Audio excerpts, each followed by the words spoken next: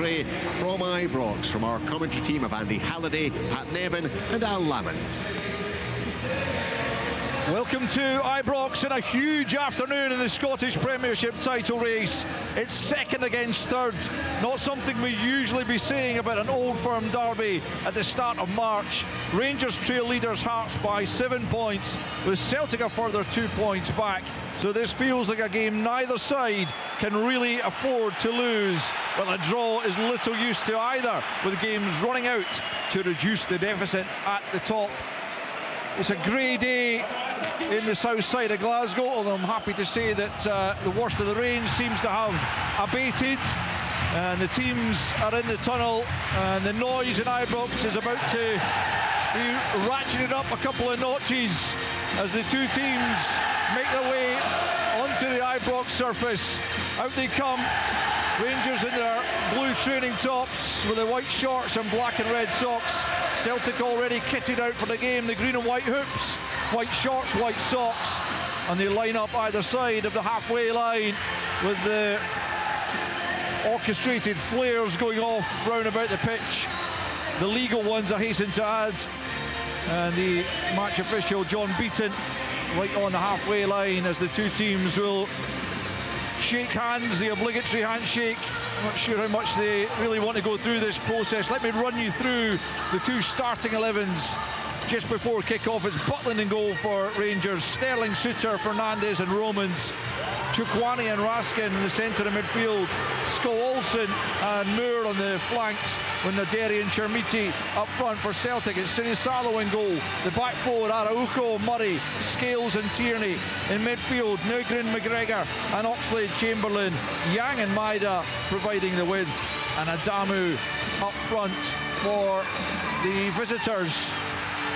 Martin O'Neill, of course, in charge of Celtic on his 74th birthday. What a birthday gift it would be for him if they could emerge with all 3 points. He does have a good record here, it has to be said. This is his 26th game overall against Rangers. He hasn't managed against any other side more often, and on his previous trips to Ibrox, he's won more often than he's lost. Won 5, drawn 1 and lost 4. Let's see how this one pans out. Danny Rule, of course, victorious on his visit to Celtic Park last time out. A 3-1 victory for Rangers really brought them back into the title race, and they are very much in it now. What will be the outcome of this one? It's so difficult to second guess. There's so much to play for. Celtic in their huddle. Some last words from their captain, Callum McGregor. Always looks like he's firing them up, and they break out of that now as Sinisalo makes his way back to the goal, and he urges the Celtic fans across there in that far corner, about 2,500 of them, to roar their side on. Obviously outnumbered here at Ibrox this afternoon. The rest of the stadium is all red, white and blue, and it will be Rangers to get us underway. They will go from right to left in this first period as we look at it from our position on the gantry in the main stand. Nico Raskan, the little Belgian midfielder, will be the man to kick us off, and we're underway as the ball goes back to Jack Butland, who immediately fires it out to the right hand side, straight out of play as he looked for Andreas Olsen, and Celtic will have the early throw-in to be taken by Kieran Tierney, vastly experienced in this fixture, and that could be important with some inexperienced players round about him. Down the line he goes, Kieran Tierney long, Suter rises above Adamu, then Fernandes wins it up towards the halfway line, and Naderi spins away from McGregor. Chermiti forces it out to Scholes and right hand side, just inside the Celtic half, swept out to the left hand side here. Chance early on for Chukwani to get it into the box. He's at the byline, cuts it by, but a safe hands from Williama Sinisalo in the 45th second of the match, Pat Nevin. An early clutch of the ball there from Sinisalo. That's important for him. Yeah, I absolutely love getting that ball in his hands there. Really good movement there from back to front, right hand side to left hand side for Rangers. They look as if they're up for it. They want to put a little bit of pressure, push Celtic back as much as they possibly can, but typical Old Firm game, lumped up, just got on with the game. Tierney does do that exactly right on the head of John Suter, who's fouled by Junior Adamu, who's one of 3 Celtic players in the starting 11 making his Old Firm debut, along with Oxlade, Chamberlain and Murray. 4 first-timers in the Rangers side in the shape of Romans, Chukwani, Scholes and Naderi.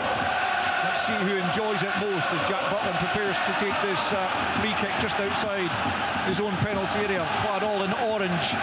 He lofts it well over the halfway line. Scales is first to it ahead of Naderi. Fernandez knocks it down. It's a poor ball though. Yang tries to play it forward for Adamu. Maida will pick up the loose ball. Cross goes John Suter just at the edge of his own penalty area, under a bit of pressure here, and he plays it off Maida, and it's out, I think, for a throw-in right down near the corner flag. John Beaton's pointed for a goal kick. In fact, Andy Halliday, you're taking the first couple of minutes. Yeah, it was a positive start for Rangers. A great ball for Nico Raskin to unleash Chukwani down the left-hand side. He tries to stand it up into the box, and you've got to say, from Sinisalo's point of view, I think he'll be delighted to get that early first touch and make a good one at that. Goal kick then for Rangers. Jack Butland prepares to strike this one again long over the halfway line. Up towards Chermiti, he wins it well above Murray, nodded down by Naderi, on by Romans, then Scales gets his head to it. Romans wins it infield for Raskan, pushes it forwards. Mikey Moore trying to get the better of Murray, but comes back to Araujo, deep in his own territory, plays it down the right hand side. Chukwani heads it forward once more. There's Yang, then McGregor. The ball's spending an awful lot of time in the air in these early stages. Chukwani brings a bit of control to the game, out to the left hand side for Moore, almost at the byline, tracked by Araujo. Can he get the better of him? A little winger on loan from Spurs. Let's Romans take over, still deep in Celtic territory. Chukwani now back for Moore. Moore low into the box, but it's cut out by McGregor at the edge of his own area. Tries to get away from Raskan, who sticks to his task. Olsen makes the challenge, but Raskan's actually been penalised for a little bit of a tug on Callum McGregor. 3 minutes in here at Ibrox. Rangers 0, Celtic 0. Do you know what? It's great to watch what Rangers are doing just now. It's not actually a 4-4-2 all the time. I mean, both the strikers, Naderi sometimes goes off a little bit, Chermiti's sometimes further up, but a lot of the time what will happen, both of them will be central, and then you'll get Moore coming in from the left hand side almost as a 10. This gives Romans a chance to come up and almost play the left winger. Very common for fullbacks to play much higher up, but at the start of this game, the Rangers fullback who's pushing further forward is actually Romans and not Dujon Sterling. Yeah, he's certainly capable of doing that, Romans, as it's Sterling on the other flank. It's Sterling getting his head to it, comes back to Scholes, well challenged there on the left hand side by Tierney. It's out for a throw-in on that far side. Andy, you were concerned, I think, a little bit about Rangers playing a central 2 in midfield against the 3 of Celtic. Yeah, I think already out of possession you can see Ryan Naderi just dropping ever so slightly on Callum McGregor. It'll be interesting to see over the next period if that's almost a man marking job that Danny Rule deployed at Hampden and at Celtic Park in the reverse fixtures. But like Pat says there, you can see Mikey Moore starting to roll inside in possession, Romans having that freedom to attack down that left hand side. So it's been a good start for both teams so far. It's just starting to calm down. Throw-in taken by Kieran Tierney, but it's robbed by Raskan. Raskan out to Chermiti, back into Raskan, sweeps it forward. Maybe a chance here for Ryan Naderi. He's just going a little bit out to the left-hand side. Quickly back to Moore inside the penalty. He curls one. That was potentially heading on target. Murray got his head to it. Out to Scholes on right-hand side. Picks up possession, moves away from Maida, but allows Tierney to sweep it away. But that was well hit by Mikey Moore. Dean Murray did well to get in the way. Still 0-0, 5 minutes in. Here's Suter. Forward for Naderi. Romans is up in an advanced area once more. He slips it through to him. Romans, is he going to catch that? He can. But it's good covering from Murray behind for the first corner of the game to Rangers. It's been a really positive start for Rangers. Nico Raskin again, Robin Oxlade Chamberlain in the centre circle, plays a lovely little give and go with Chermiti, unleashes Nadiri down that left hand side, cuts it back to Mikey Moore, great strike, and Rangers hunting packs, win the ball back straight away. And how many times have we seen Rangers be dangerous for these situations, Alistair? Celtic's first corner they have to defend against Rangers. Mikey Moore to take, left hand side, plenty of Rangers bodies inside that penalty area. What are they going to operate here? It's a short corner to Scholes, and back to Moore, changes the angle, glances onto Raskin, saved and swept away by Nugren. The offside flag is up against Nico Raskin in the end, but a clever corner again taken by Rangers, who do have the set piece coach now in Scott Fry, and it was one that almost came off Andy Halliday. It was, do you know what, Alistair, it was excellent defending by Celtic. As soon as the corner was played short, it was set back to Mikey Moore. Celtic's backline did ever so well to rush up to the edge of the box and have Nico Raskin offside. And yes, it's offside, but again, brilliant for Sinisalo to get an early save on board. They started the game well over 6 minutes, but you've got to say overall it's been a great start for Rangers. Do you know what's really smart about that? We all expected that ball to go in, didn't we? Because of the physicality of Rangers. But it was really good done. They've got themselves in a good position there. What I'm really impressed with Rangers so far this season, start of this game, every pass is a forward pass. Every single pass is fast and it's forward. Yeah, it's a free kick to Rangers. Nico Raskin making the point to the referee, John Beaton, that the advantage might well have been played there, because Chukwani had picked up Araujo, had gone right through the back of Mikey Moore, who's still on the ground. An opportunity to play the advantage there for you, Andy? I think the frustrations are valid, but I think it's the fact it's a head knock, I believe, for Mikey Moore. So I think John Beaton does do the right thing by stopping the game.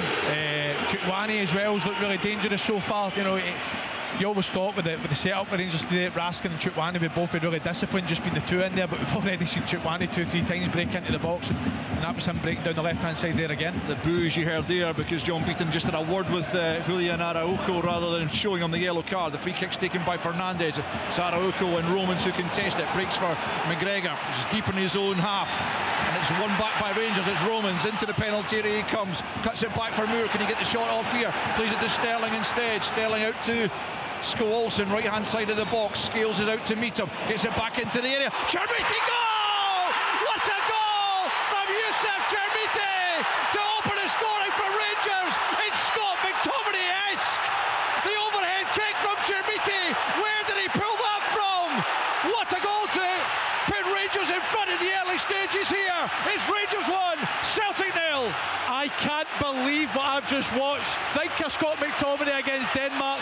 Scott Volson dinks a lovely ball with his right foot into the box. Youssef Chermiti gets about 9 foot above ground, overhead kick by Sinisalo. What a goal, what a start for Rangers. I mean, you cannot describe it any other way without using the words Scott and McTominay. It came over from the right hand side, and you know what he's going to try there, because he's up very, very early. But the pace in which he catches it, he has leathered it into the corner. What a goal from Rangers. They have been the better side, and the lift it's going to give them, and the negativity towards Celtic, who have hardly been over the halfway line in the last 5 minutes. Youssef Chermiti with an 8th goal of the season. I think we can say with some certainty that that was the best of the lot so far. He's taken a while to get the Rangers fans to warm to him. The couple of goals he scored at Celtic Park certainly helped with that, but that was exceptional from the striker. Bought for £8 million in the summer, and people were questioning the value of that, but if we can produce a few more like that, they won't be questioning it anymore. Rangers have conceded the corner though, as Celtic look to respond. 9.5 minutes played at Ibrox. Rangers leading by a goal to 0. Well, Alistair, Pat was talking about every pass Rangers have played has been forward. Cal McGregor wins the ball back in the defensive position for Celtic, and instead of just relieving the pressure and putting it down the line, he gives a horrible ball into Julian Araujo, and poor Romans is on him, steals it, and within 20 seconds Rangers get their opening goal. Corner kick then on the left hand side. Celtic's first. Can they respond immediately to that setback? And it comes from the left to the near post, and it's behind, I think, for another corner. Yep, Celtic will have a second go at it over there as they look to bite back in this huge contest. It's the Rangers fans though who are enjoying the opening 10 minutes after that Youssef Chermiti scissor kick from about 8 yards out. Great athleticism and acrobatics. But here comes Celtic again with the corner. Near post ball once more. Scholes gets something on it. Liam Scales hit the deck, but game keeps going as Nygren tries to make something of it. Back out to the right-hand side. It goes. Is there a free kick there? No. John Beaton allows play to continue, and Olsen picks up coming down that right-hand side. Plays it infield. Chermiti will have to check. In fact, he leaves it for Chukwani, and Rangers bursting forward, looking to add to their tally. It's Chukwani into Mikey Moore, edge of the box. Just good footwork to get away from Yang. Now he's at the byline, stands it up. It's over the back post, and it's just wide at the back post. Sent wide by Olsen in the end, as Sinisalo was backpedaling furiously.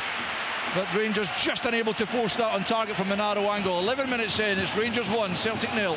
It's the second time within 11 minutes that Alex Oxlade-Chamberlain's been robbed of possession, and the pace that Rangers attack to get from one end to the other in the matter of seconds. It's a great ball for Chukwani to find Mikey Moore in the pocket, and it's a lovely half turn, great feet to dive into the box. Again, that stand-up cross, but the angle was just a little bit too tight. Rangers have started this game ever so well. Yeah, Oxlade-Chamberlain's barely get into the game so far, has he? But Rangers have been impressive as Fernandez wins the header. And then Terry leaves it to Mikey Moore left-hand side. Terry now takes over. Araujo with the interception, but he won't be able to keep it in play. Rangers have the throw in deep in Celtic's half, just about 10 yards from the corner flag on this left-hand side. Romans will come forward and take it. But Celtic haven't really got up to the pace of the game as yet, as Romans has it now. Plays it infield. A lovely ball for Mikey Moore. I'm not sure how it got through there. Mikey Moore off Callum McGregor. Rangers have another corner.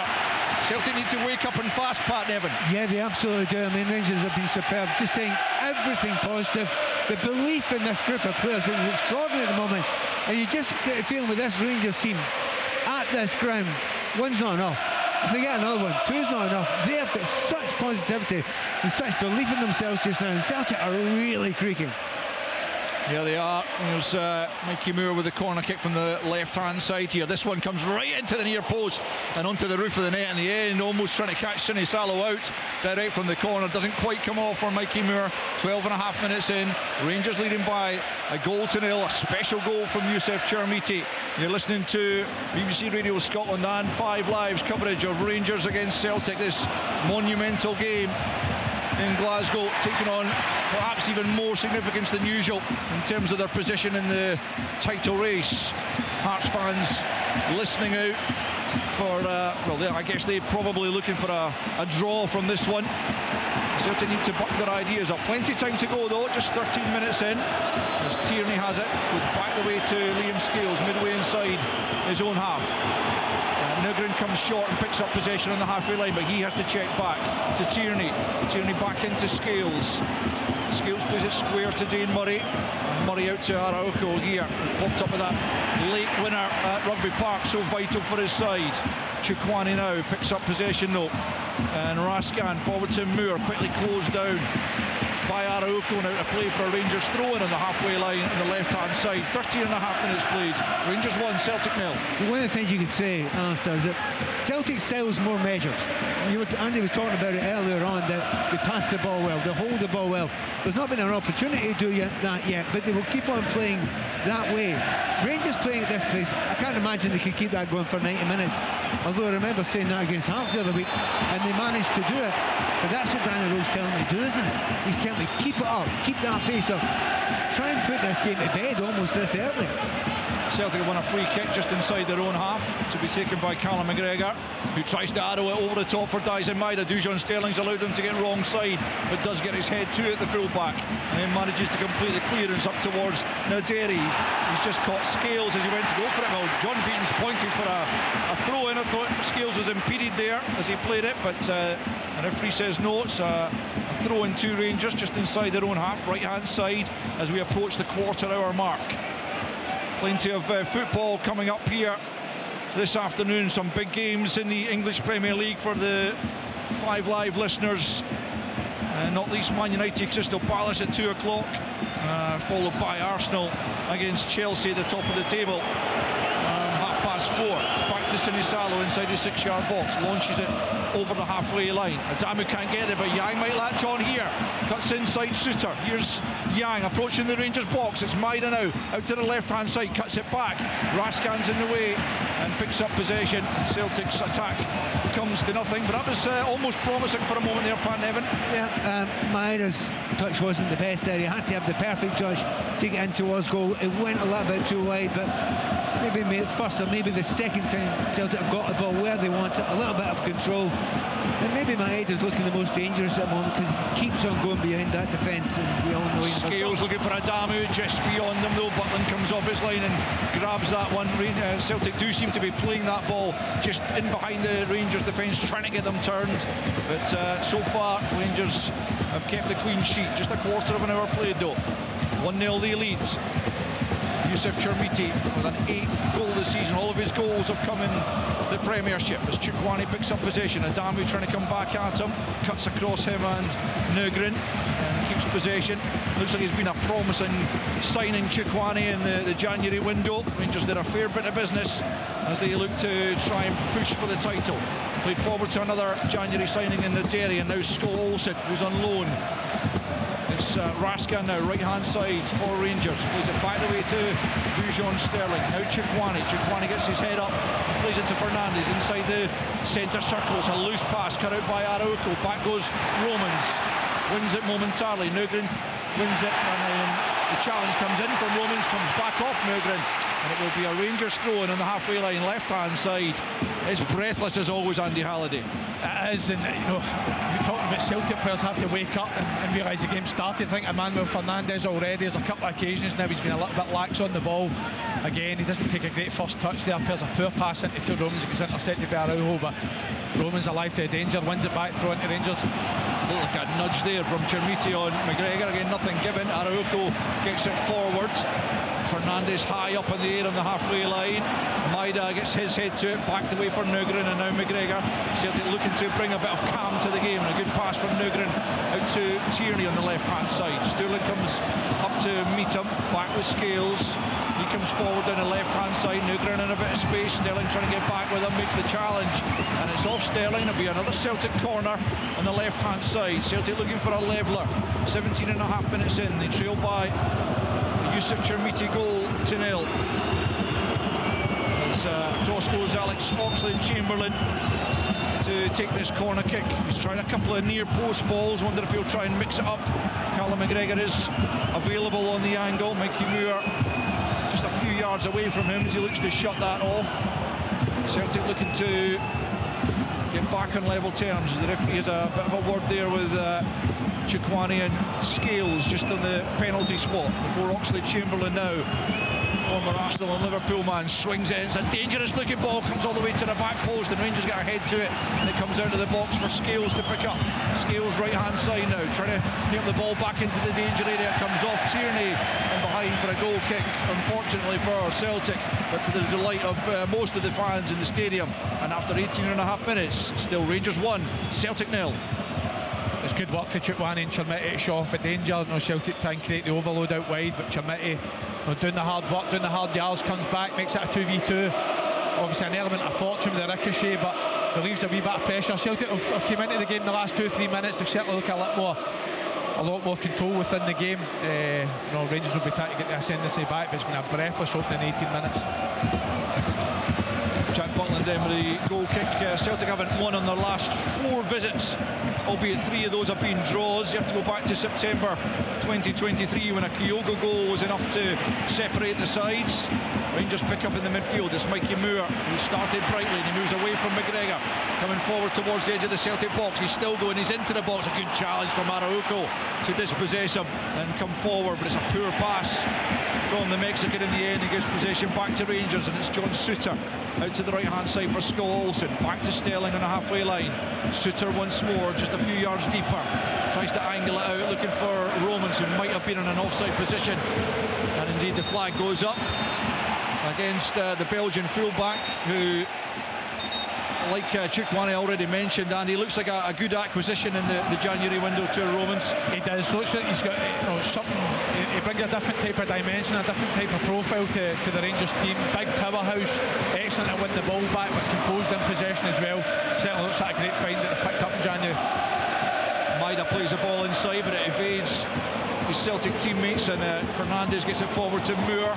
He looks for Naderi. Sinisalo comes out of his box and plays it over the halfway line, but it's won by Adamu. McGregor now picks up. Celtic looking to him to compose their side.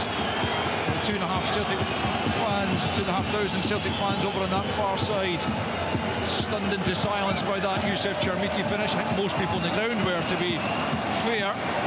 As Scales brings it forward now for Celtic, closed down by Naderi to the halfway line for Oxlade-Chamberlain, harassed by Nico Raskin, gets it back to his goalkeeper though, and now it's Liam Scales midway inside his own half, out to Tierney left hand side, slips it down that left flank, looking for the run Maida. Across comes Suter and just clears the danger out of the park over on that left hand side as Celtic come forward. 21 in, 1-0 Rangers. We listen to Radio Scotland and 5 Live's coverage of a massive Old Firm derby. Tierney goes back the way to Liam Scales with the throw-in, 10 yards inside the Rangers half, back to the halfway line to Murray, who plays it square to Araujo, closed down by Mikey Murbix, the pass off to Nygren. Big goal threat as Yang picks up on the right hand side, tries to move away from Romans, he gets a foot in but only succeeds in knocking it to McGregor. Back to Murray it goes, and now Scales just inside the Rangers half and out to the left hand side for Tierney. Almost at the midway point in this first period, Rangers a goal up as McGregor has it. Best of possession is from Celtic, out to Tierney left hand side, ball into the box, Butland gathers it as near post. That's a good take because he was under a bit of pressure, as much from Manny Fernandes as anyone else, but he took it cleanly. An important take at the near post, Pat Nevin. Just sums up the difference between the two teams, the styles. They are very, very different. Lovely control football from Celtic there. Played it around, waited for the gap to open up, and eventually did.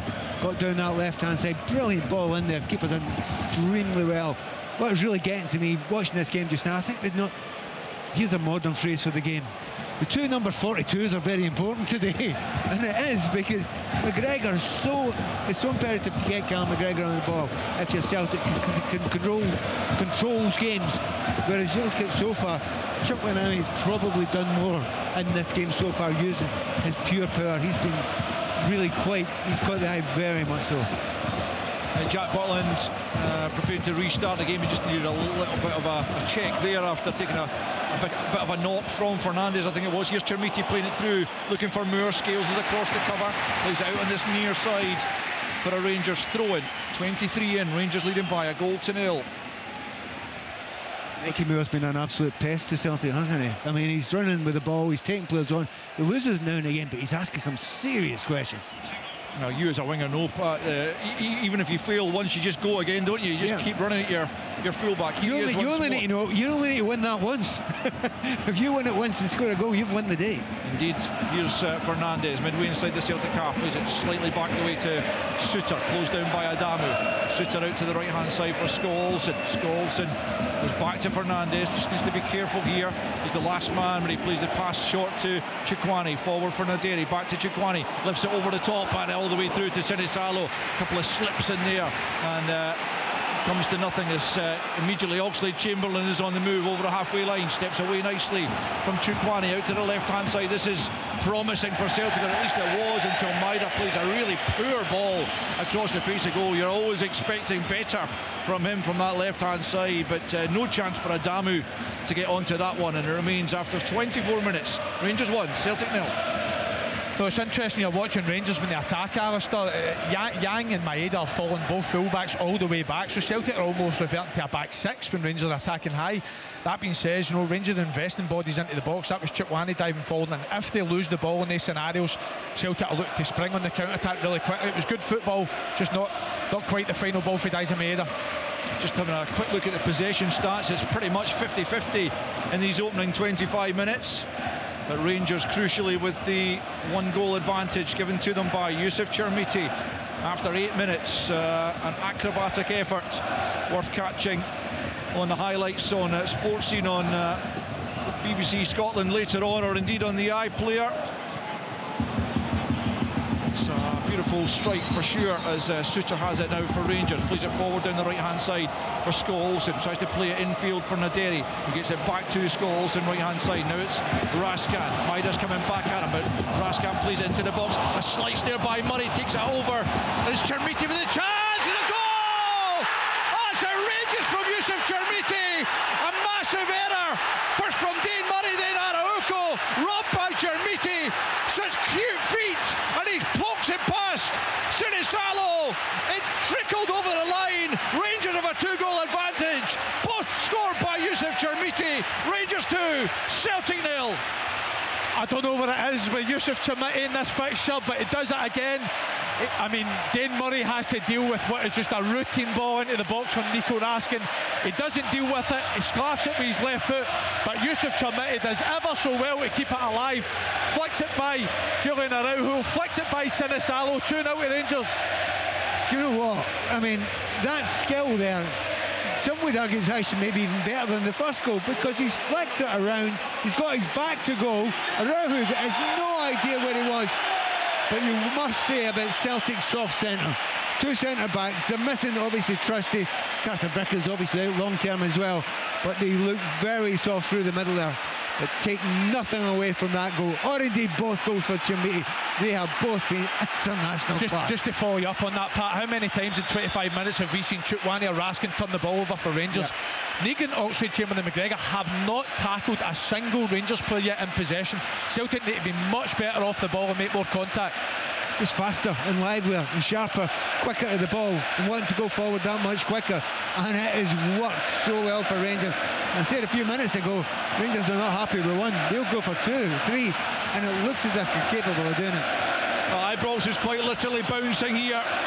You can feel the reverberations in the gantry here as almost to a man, woman and child, the Rangers fans jump up and down to celebrate the 2 goals that have given them the 27-minute 2-goal advantage. 2 outrageous pieces of skill from Yusuf Chermiti. He had absolutely no right to score that second one. The mistake initially from Murray, and then Arauco looked to be in charge of the situation, but Yusuf Chermiti just extended a long right leg, brought the ball under control before poking it past Viliama Sinisalo, and Celtic trail by 2 goals in this must-win fixture for both sides.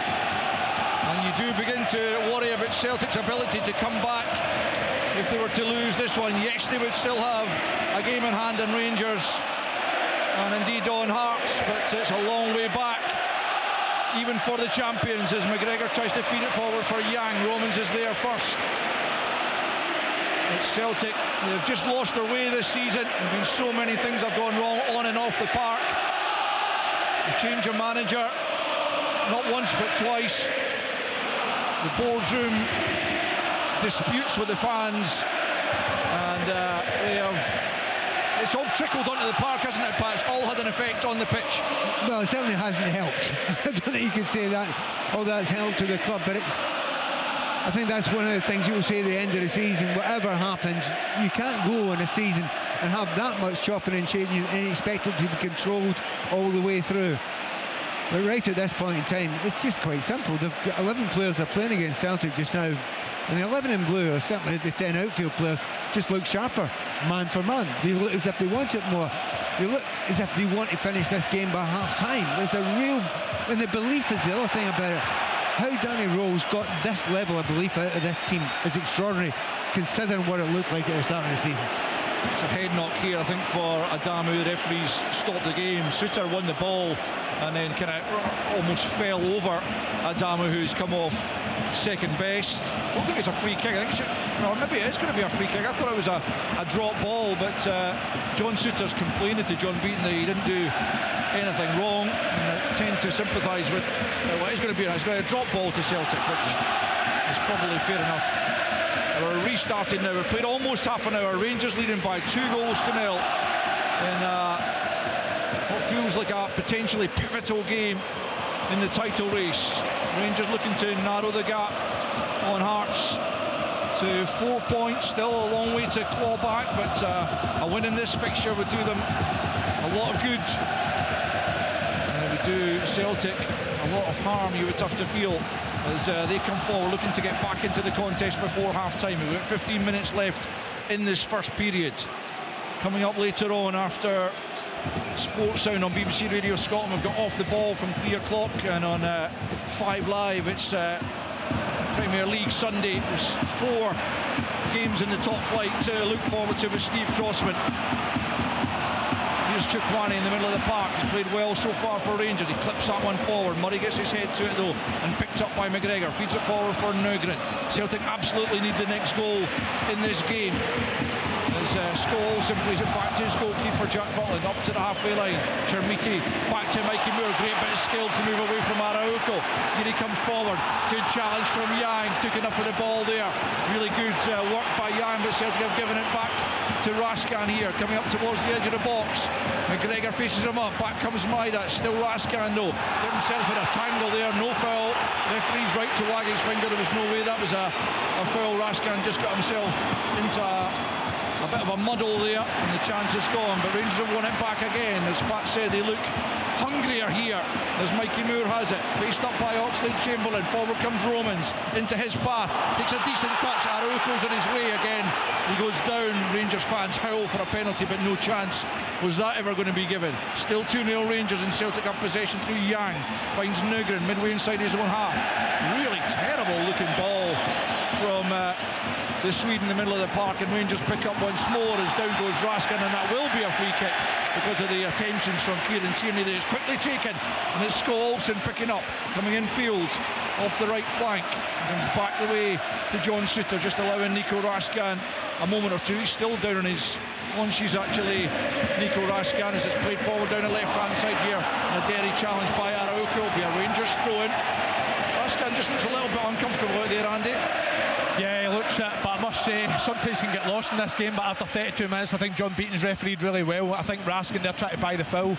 Again, I don't think there was any doubt there wasn't a penalty there for Romans. He's letting the game flow, and it's the reason we're seeing such a frantic opening 32 minutes. Well, the nice thing is the players aren't diving and rolling about too much either. It's a good challenging game for all the players. It's flown by. It's been going at such a pace, but I have to keep on going back to Mikey Moore. I think he's been absolutely. He's had some touches today so far. It's been world class, and it reminds me. This is the highest of praise I can give you. Kvaratskhelia is one of my favourite players in world football. He's playing like him today. Yeah, I see the similarity certainly, Pat. He moves in a similar way. Maybe got a little bit to go certainly to get to that standard on a consistent basis. As Chermiti runs into trouble in the shape of Oxlade-Chamberlain, who finds Maida left hand side, but he's giving it straight back to Chermiti.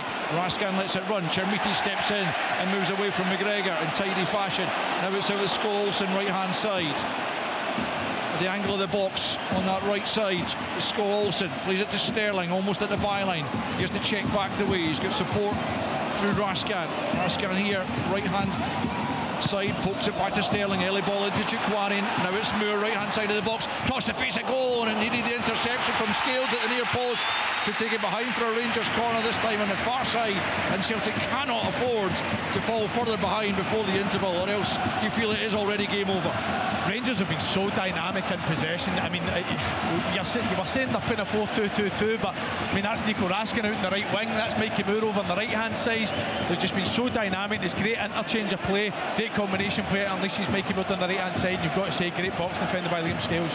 Scholes in the corner from the right hand side. The left footed Dane will curl it in near post. It should be met there by Tierney comfortably, gets it away only as far as Moore though. Plays it back out to Scholes and brings it back under control and finds Moore once more. In field of him is Fernandez midway inside his own half, clips it into the area.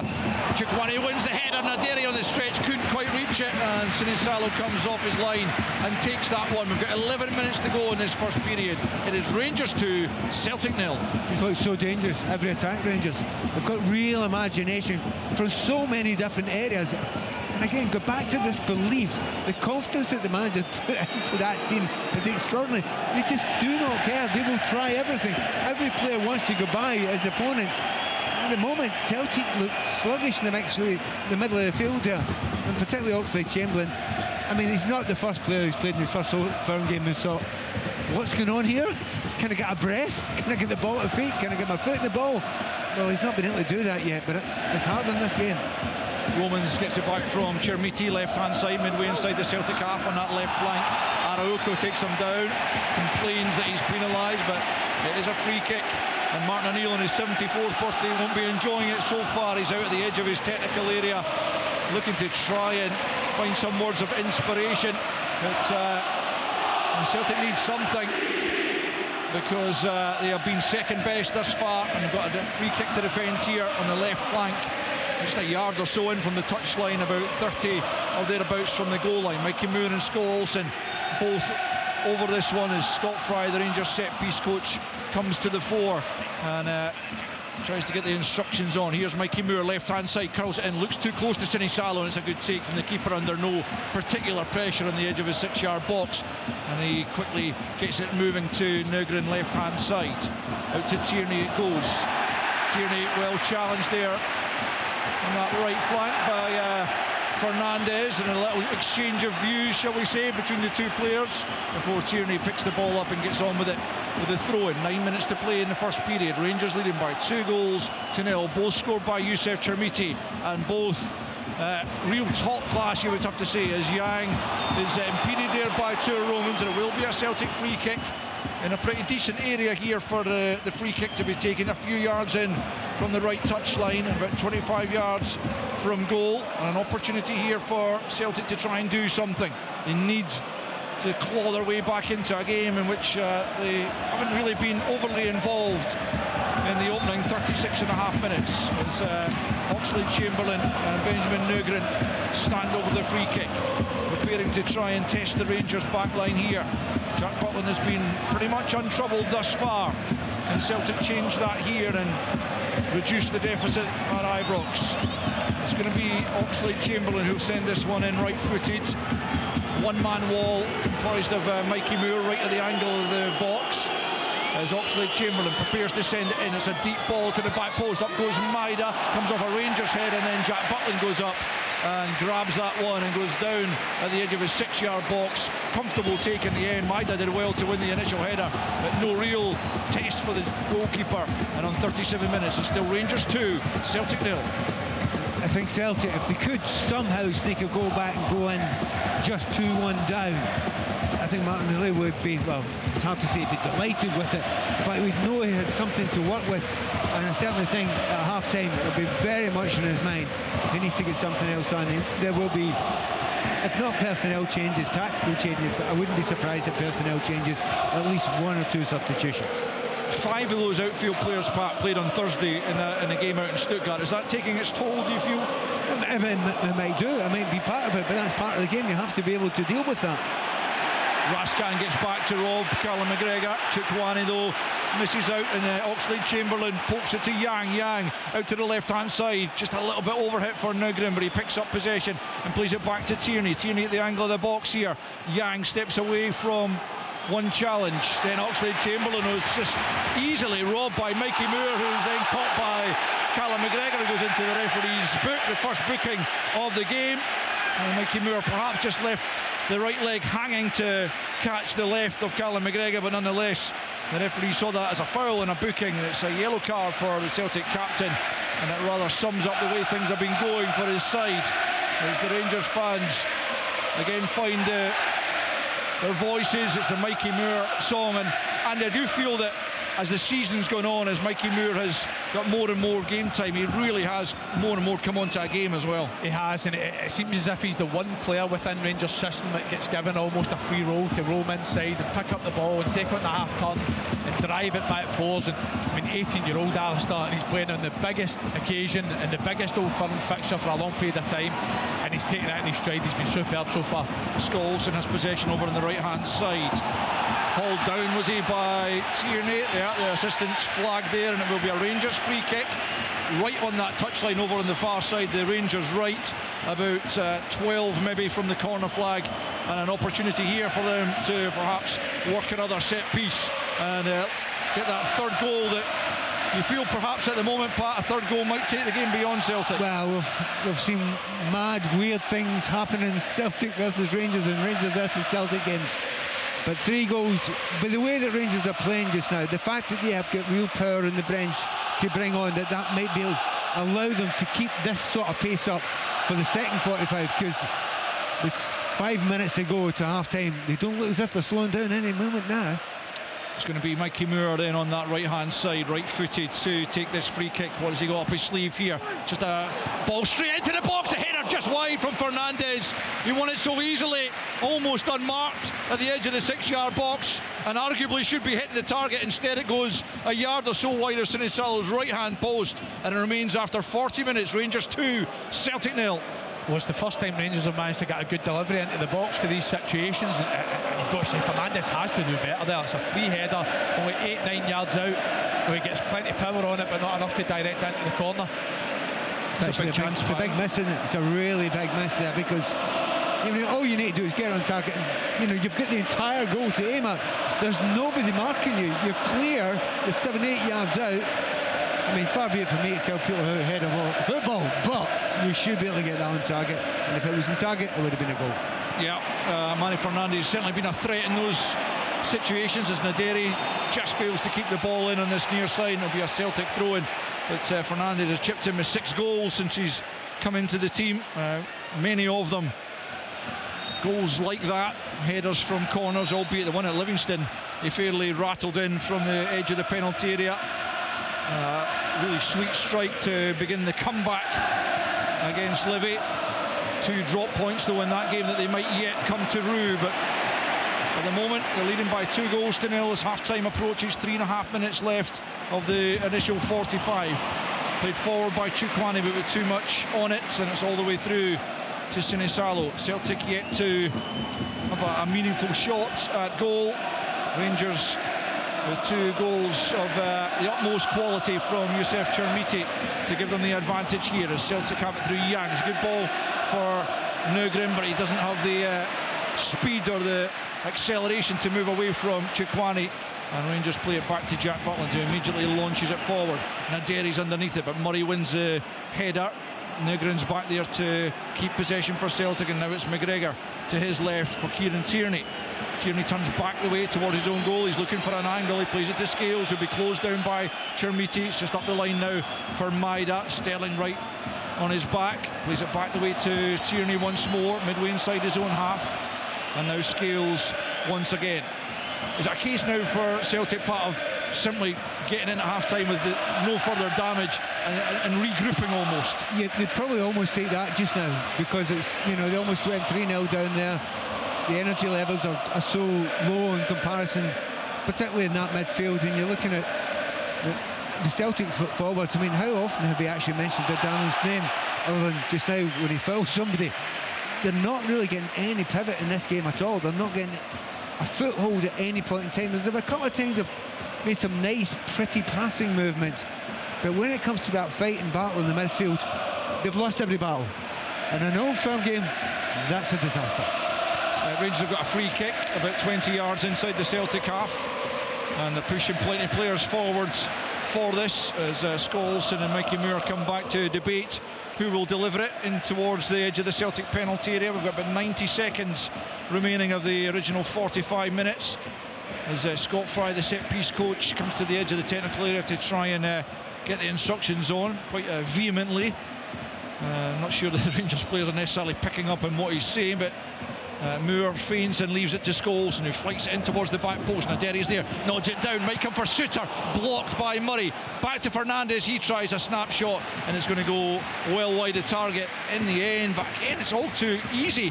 Suter, Naderi wins the header relatively comfortably, and Suter's all on his own, and but for the block, might well have troubled Sinisalo. Still Rangers 2, Celtic 0. I think it's Dave Murray does a good job at closing the distance on John Suter, because it's like you said, it's a free shot, it's a free volley on goal to try and hit it towards target, but he does well to close the distance and block the shot. But like Pat was just talking about there, whether it's individual duels on the floor or individual duels in the air, Rangers are coming. Celtic are coming out sort of second best in every single scenario. It wouldn't surprise me whatsoever if Martin O'Neill's going to be making changes at half time. Yeah, well, that's almost upon us as Liam Scales turns it back to his goalkeeper from the halfway line. The fourth official, Duncan Nicholson, preparing to show us. Sounds like there's going to be a minute added on at the end of this opening 45. Hadn't been too many stoppages for sure.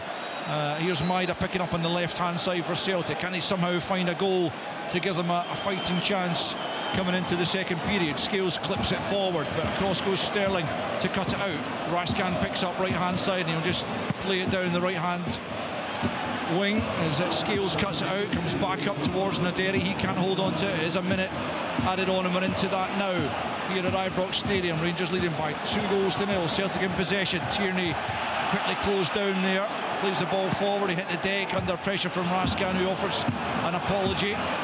Celtic still continuing. McGregor in possession, and now Tierney takes over again. In slides Mikey Muir to win it back. Olsen stopped in his tracks by Tierney. Rangers still in their own territory, but clipped forward by Sterling, and Scales knocks it out of play before Naderi can bring it under his control. Throw in on the halfway line as half-time is just seconds away, but Rangers have utterly dominated this first period. Andy said something early on there about closing down McGregor. They've done a job in Callum McGregor, haven't they, Rangers? And if you do a job in Callum McGregor, I'm not saying it completely stops Celtic, but it's probably their main player. He is the metronome, but they've done some job on him today. Rangers just taking their time over this throw-in as John Beaton puts the whistle to his lips and brings the first 45 to a close. A first 45 that has very much gone Rangers' way, and 2 goals of top quality from Youssef Chermiti put them in the box seat as far as this huge match is concerned. The first came after 8 minutes. Andreas Olsen on the right hand side got the cross in, and Youssef Chermiti with the most fabulous acrobatic overhead kick from about 10 yards out, and it flew past Viliami Sinisalo in the Celtic goal. He didn't have an earthly on that one. He didn't know much about the second either. 26 minutes in, Raskan played a decent enough ball into the box. Dane Murray took a big swipe at it, got it all wrong. It sliced, but it looked like Julian Araujo still had the situation under control, but it nipped Chermiti once more, robbed him before poking it with the outside of his boot beyond Sinisalo. Fernandes had a header just before the interval that he should have scored with, could have made it 3-0 as Youssef Chermiti walks off to the acclaim of the home fans. Andy Halliday, it has been some first half for him and some first half for Rangers. It's been incredible. I think Rangers have been excellent. I think it's arguably been the best 45-minute period under Danny Rule. We said it earlier, but I just don't know what it is with Youssef Chermiti in big games. He's such an enigma. I think he's split opinions across the board when it comes to Rangers fans and neutral fans across Scotland.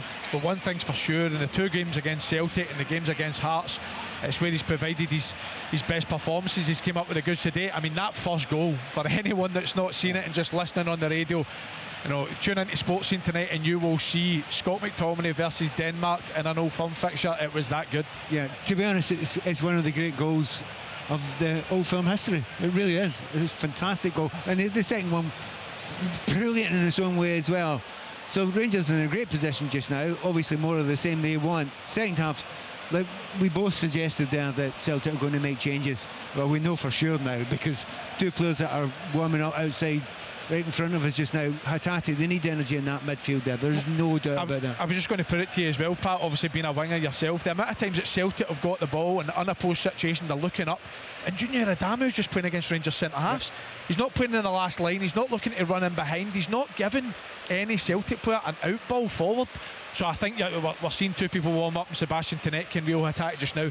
I'd be amazed if you see Junior Adamu in the second half for Celtic. Well, I'd be quite surprised if you see Oxlade-Chamberlain as well. Again, it's nothing against him. This is a tough tie to play your first tie in, and to come in and play at this pace, and Rangers playing above the pace even you would normally expect in this tie. It's been really, really hard for him. Fabulous player, but he's not going to get that time in the ball today. Half-time at Ibrox, Rangers 2, Celtic 0. The Old Firm Derby. Live on Sports Sound. Look again! Scottish football lives here. On BBC Radio Scotland.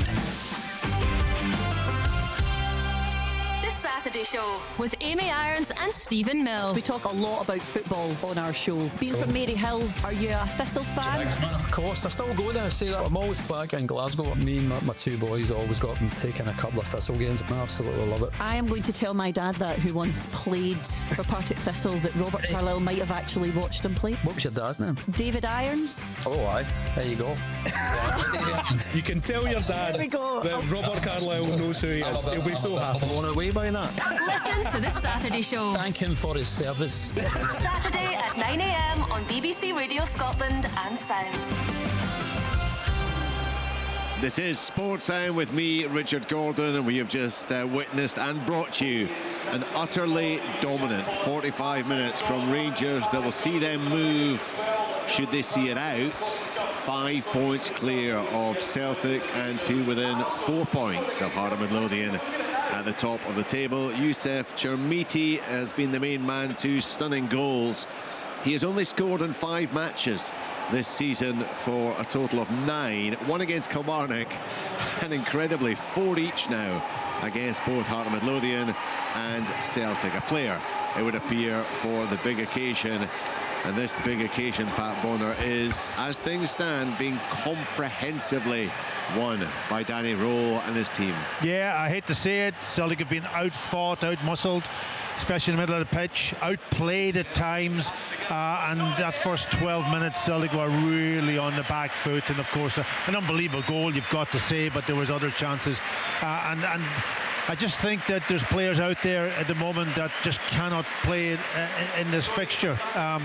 You know, Oxlade-Chamberlain, we talk all about his qualities and all that, but the game's just bypassing him. He just doesn't know that this game you've got to work really, really hard first and foremost, run around, and then the quality comes to the fore. And you know, he's hoping that his quality will put him into the game. Sorry, you've got to do the other part. The other two, Yang and Maeda, nothing really from them. Adamu, nothing up front, hasn't been able to boss the game. There was a stat that the telly flashed up, I think about 35 minutes into the game. The 3 players with the fewest touches on the pitch this afternoon, Yang, Adamu and Maeda. Yeah, I'm not surprised. I am not surprised. And when he did get a touch then, there was a great moment, I think after 15 minutes, when Yang won the ball and he played forward to Maeda, and his touch was awful. The cross in from Maeda was awful also when he was in a great position down the left-hand side. Those are details that you know, if you haven't got the ball, we talk about it, there's games where you don't have a lot of possession, but then when you do, you've got to be spot on, and they're not spot on. They're giving the ball away. Rangers have been really, really good, I've got to say, down this left-hand side. Mikey Moore, I think, you know, Pat Nevin's been on about him during the commentary, how good he is. Absolutely, for a young boy, what is he, 18, 19 years old? 18 years old. He's gone out, and that's what you've got to do. Go look for the ball, get on it, be brave, go at teams, go at players, create things in that forward. He's playing that inside left position. He's doing 2 jobs. He's filling in defensively when he needs to, because they're kind of outnumbered in the middle of the pitch with 3v2, but you wouldn't even know that. You wouldn't even know it. And then when he gets the ball, and then he's got great support from the left back, Romans, who's very, very quick. I talked to Andy before the game about him. I didn't really see too much of him, but he says he's very, very good. And for a man who's come from lower division in Belgium, really, really, really positive, running forward, linking up. So Rangers have deserved it. What a goal, though! What an unbelievable! Nobody would have saved that goal. I'm telling you now. It was power, but he got up so high. Tom was showing me a photograph of it. Tom, I think it was about 10 feet in the air when he made contact with the ball, which was quite incredible. Now he's a big lad and he's got big legs, and but the power he got into it, unbelievable. And take that on with confidence. Wow. That was really, really good. So Rangers deserve to be where they are, 2-0 up. They could have been more. Celtic have got to do something. He's got to change it around at half-time. He's really got to. I'm so surprised at McCarron. I thought he was excellent the other night, that he wasn't in the team instead of Chamberlain. Even Negrin in the middle of the pitch. If he doesn't get himself in the box, what does he do? You know, is he creative? No, in the middle of the pitch. He'll work away, he'll run around a bit, but he's not creative. The bit that he's really good at is getting in the box. But if you can't get the ball into the box, then he becomes null and void. That's the problem.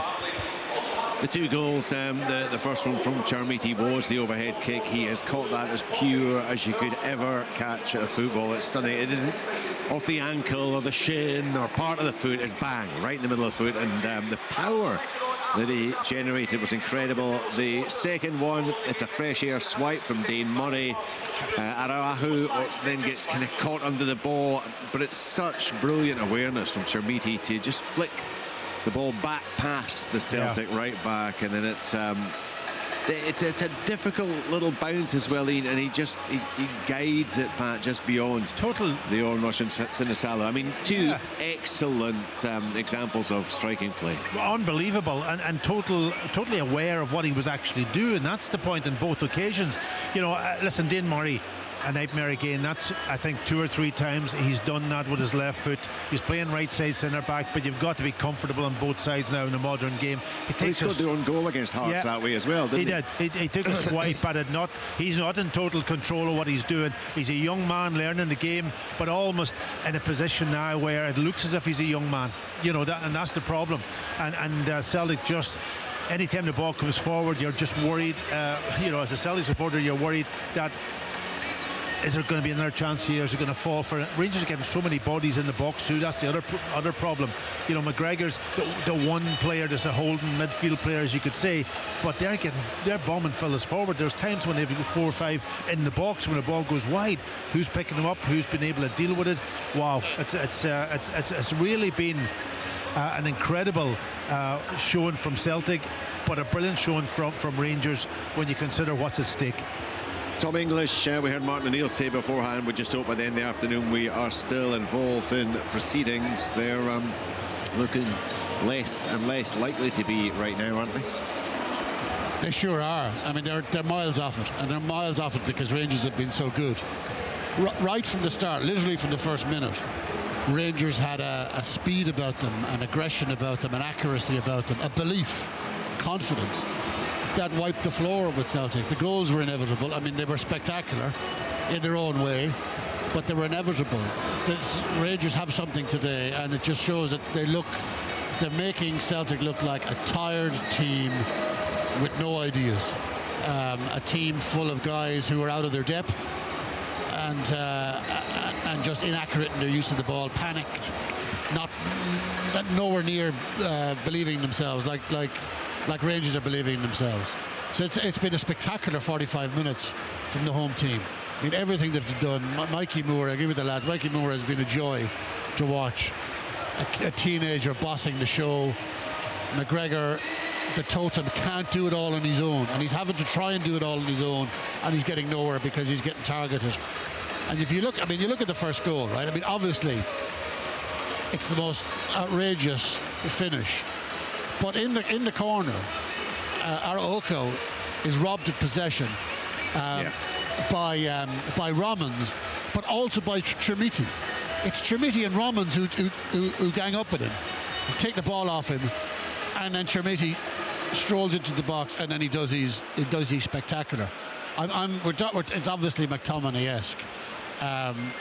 McTominay was 2.53 meters off the ground. His boot was when he struck that, and it's a world record. That's a world record, the Denmark goal. I wonder where Chermiti's is going to rank. Yeah. Well, you just know someone will be measuring that distance as we speak. Totally, because everyone after McTominay, everybody was measuring. Paul Unuchu from Genk against Antwerp in 2020. He's second, and Ronaldo is third for Real Madrid versus Juve in 2018. And you know my age when I'm talking about it in feet. Tom's talking about meters. Well, 2.53 meters is just over 8 feet. Isn't it just over 8 feet? It's higher. I think it's higher. It could well be. I mean, it was just ridiculous. But what impressed, apart from obviously the finish, which was just otherworldly, his work rate in the build-up I thought was brilliant. And the second goal was just pure cheek. It was the kind of polar opposite of the first one. The first one was just acrobatic brilliance. The second one was just impotence. It was just cheekiness. It was just subtlety. Little touch, goal. It's been an amazing Rangers performance. It really has, and they've sorted out Celtic. Do you think one of the differences we're seeing between these teams right now is how the new players have bedded themselves in? I mean, Mikey Moore's been there all season, of course, but Chukwueze has come in. He's made a difference. Skov Olsen, maybe not quite making the same impact, but he's been involved this afternoon. And of course, they've also, certainly when it comes to these big games, Tom, they're finding something in Chermiti. They are, yeah. I mean, he's like, remember, he's still a very young player, but we can see now what Kevin Thelwell saw. I mean, he has these moments, and if he has more of these moments as he gets older, he's going to be a very special player, and he's going to be worth 8 million and maybe more. And we all mocked Rangers for spending that kind of money on him, but with his age profile and with his obvious ability, although we haven't seen enough of it, this guy could be a phenomenal player for Rangers, because he's got the raw materials, he's got the size, and he clearly has the ability, and he's making fools of Celtic right now. He looks like a player that performs when he's confident. You know what I mean? Like, you get players who are, when things are going against him, then he kind of drifts out of the game and he doesn't. But he looks now that he'll do all these things that we've witnessed today because he's so high in confidence, and he's that sort of kind of almost type of player, you know, and he needs to have that to perform. That's my reading of him. You know, he works away quite hard. He's not the quickest player in the world until he gets going, but his ability to do these outrageous things is confidence. And it's 2-0. I mean, Fernandez should really score. It should be 3-0. This game should be over. Yeah, he should have done, absolutely. But it is 2, and Rangers absolutely dominant. There'll be more at the end of the game from Pat Bonner and Tom English. Right now, there's time for live second half commentary from Ibrox Stadium. Rangers 2, Celtic 0, as we rejoin Andy Halliday, Pat Nevin and Al Lamont. Welcome back to Ibrox for the second half. Celtic already back out on the field of play, and they have made 2 changes. And it's Rio Atati and Sebastian Tunekti who have come on for Alex Oxlade-Chamberlain and Junior Adamu, both of their Old Firm debuts lasting just the 45 minutes. Let's see what kind of difference those changes can make for Martin O'Neill's side as Rangers re-emerge for the second period here, and it looks like they are unchanged. There's no great surprise there given the way they played overall in that first period, and they are certainly well in charge as we enter the second 45 here. Rangers looking to move themselves back to within 4 points of the leaders' hearts and give themselves a fighting chance in the closing stages of the season to overtake them and reclaim the title they won in 2021. It's their only league title in the last 14 seasons. Celtic winning, of course, the other 13 as Rangers immediately winning possession back to Nico Raskan at the start of this second period.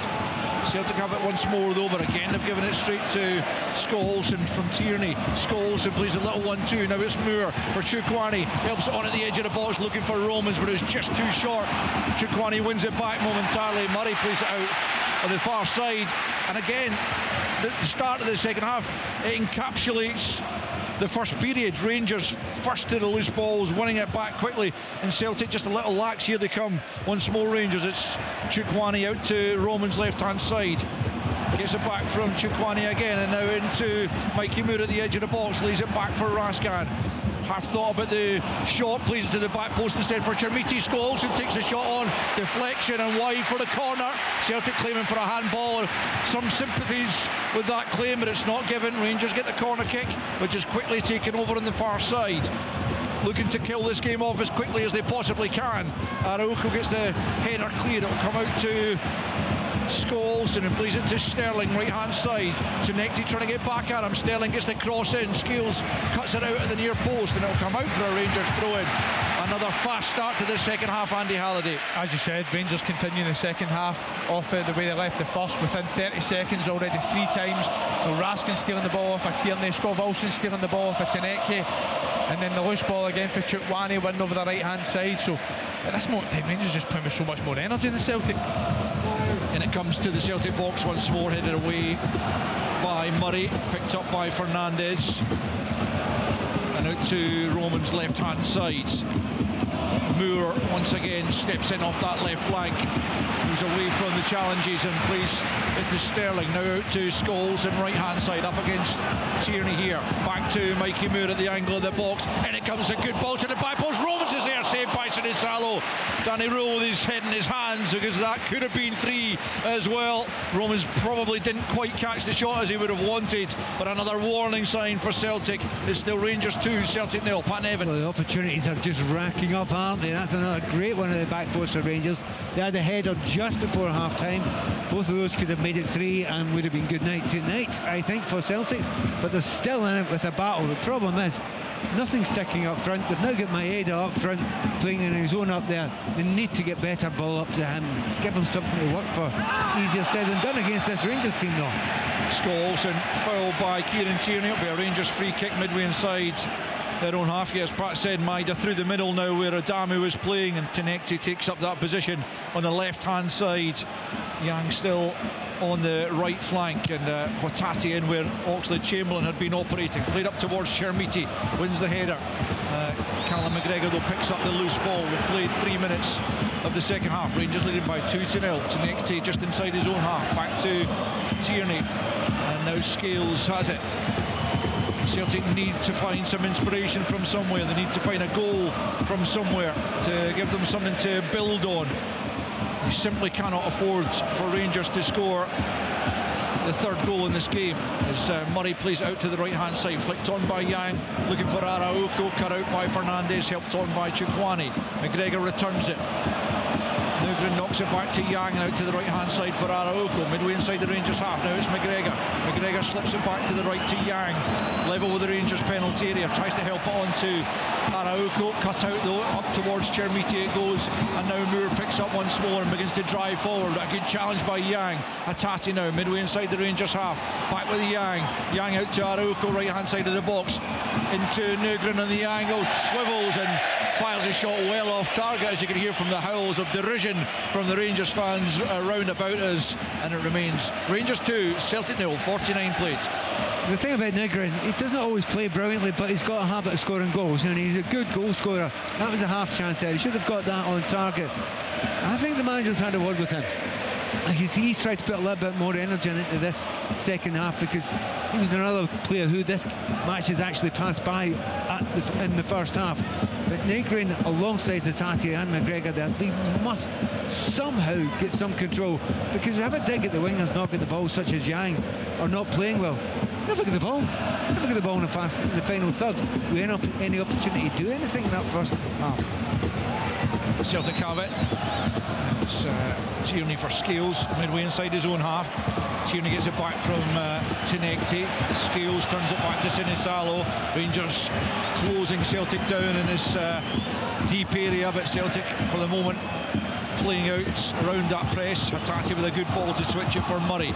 Murray out to Araujo, right hand side, crossing the halfway line. 5 minutes into the second period, still 2-0 Celtic trail, as Araujo tries to play it forward. Looked like a foul there by Romans. Celtic have picked up possession again anyway, as Araujo sends it in. Hatati on the stretch, can't reach it. Scholes and plays it back to Sterling inside his own penalty area, and Sterling hammers over the halfway line. Now Scales has got to be careful, hooks it over his shoulder before Naderi can close him down, and it's picked up by Tierney. Tierney out to the left to Tinekti, who is capable of influencing games, particularly perhaps off the bench, and he needs to do that this afternoon, as Murray plays it out to Araujo, but 30 yards from the Rangers goal. On the right hand side, looks for the 1-2. Araujo will get to the byline. Cross comes in. Fernandes stretches and heads it behind. The Celtic fans encouraged over there in that far corner. They've won themselves a corner kick. Can they find the goal they require? Well, it's the best passage of play of the game so far for Celtic. Great build up down this left hand side. Rio Hatati gets that little switch of play, and then the attacking numbers. I think Julio Araujo, you can see he's playing a lot more advanced than he did in the first half. He's giving Celtic an outball. Rangers got a corner to defend, which will be taken by Kieran Tierney on the right hand side. Left footed in swinger right into the 6 yard box. It's Fernandes who gets first to it. It'll come all the way out to this near side for a Celtic throw in. Well defended though by the towering defender. as Hattati prepares to take the corner, but the throw in, but Tierney instead jogs across to this near side, and he'll take the throw instead. Just a few yards from the corner flag, throws it into Hattati. Hattati at the byline, gets the ball in. Suter cuts out at the near post. Rangers, from their point of view, Andy, they don't want to be offering Celtic any encouragement in this regard. Oh, absolutely. They played with so much energy in this opening 52 minutes. They won't want that to drop, because if it does drop ever so slightly, you know Celtic are capable of working their way back into games. We've seen it so often recently, especially with the late goals. Yeah, they were 2-0 down at Rugby Park recently at half-time. Came back to win 3-2 with that 97th minute winner from Araujo. Rangers have forced them back to the goalkeeper here, as Scales now picks up Danny Rule right at the edge of his technical area, urging his players to press higher. And Scales now plays it square for Dane Murray. 52.5 leads. Rangers leading by 2-0. You listen to BBC Radio Scotland and 5 Live's coverage of a massive Old Firm derby, as Araujo picks up right hand side. Back in field for McGregor. McGregor teases it forward, looking for the run of Maida, but too much on the pass, and asking too much there of Dyes and Maida. 53 played, Rangers 2, Celtic 0. Well, he's trying to play, I won't say an impossible ball, but a highly unlikely through ball there. But you've got to see, we've talked a lot about what Rangers have done, particularly midfield, to look really dangerous up front. That back four has looked so solid. They've given nothing away. And up until now, I don't think I've seen one mistake by Sterling, Suter, Fernandes or Romans. Tierney will take this free kick. Out on the left-hand side, Celtic will back the way to Scales. Sinisalo now well out of his penalty area. Celtic need to find a goal from somewhere. McGregor gives it away in the middle of the park. Rascan picks up. Can Rangers do something here? Rascan forward to Naderi. Celtic have got numbers back. The flick from Chermiti is a poor one, and now Negrin can move forward, and Celtic's counter-attack out to the left-hand side for Tinekti. Comes inside Sterling, plays it back to Negrin on the edge of the box. Now Hattati, bit of space. Can he get the shot off? He can. Down goes Butland to tip it wide. First save he's had to make, and it was a decent one. You'd expect him to make it, but Hattati caught it well from 25 yards. And there's the encouragement I was talking about that Rangers needlessly gave Celtic. Chermiti's slack play in the middle of the park, Pat, and it was almost a Celtic goal as a result. The narrative can change so quickly in any football match, but in particular this one. If Celtic could get a goal before it goes to 3-0, if they can get it to 2-1, it will totally change the attitude, it will feeling, and you'll see much more from Celtic. Here's Hattati again, picking up in the short corner from McGregor. It's Araujo from distance. He's going to go for it, takes a nick, and it's going to be another corner, this time on the far side. The Rangers fans unhappy that their team have dropped off, and neither's Jack Butland. He's roaring at his defence there to get out and meet Celtic before they can get these shots away. It's going to be a corner on the right hand side. Celtic's best period of the game so far, 55 in. They still trail by 2-0. It'll be Tierney with this corner kick from the right hand side. Is there a way back into the game for Celtic? Tierney swings it in, it's a good ball. Fernandes to it first. Hattati doesn't catch it on the left foot. Still Rangers can't get it clear though. Comes to Yang, lays it back to the edge. It's McGregor back out to the right hand side. Tierney takes a touch away from Rascan, squeezes it back into the box, flicked on, away by Romans at the back post. Rangers under the cosh a little bit just at the moment. Hattati picks up once more and out to Tinekti.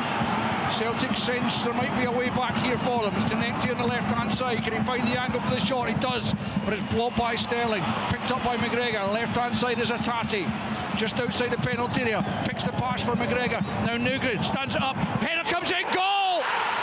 Celtic are back in it.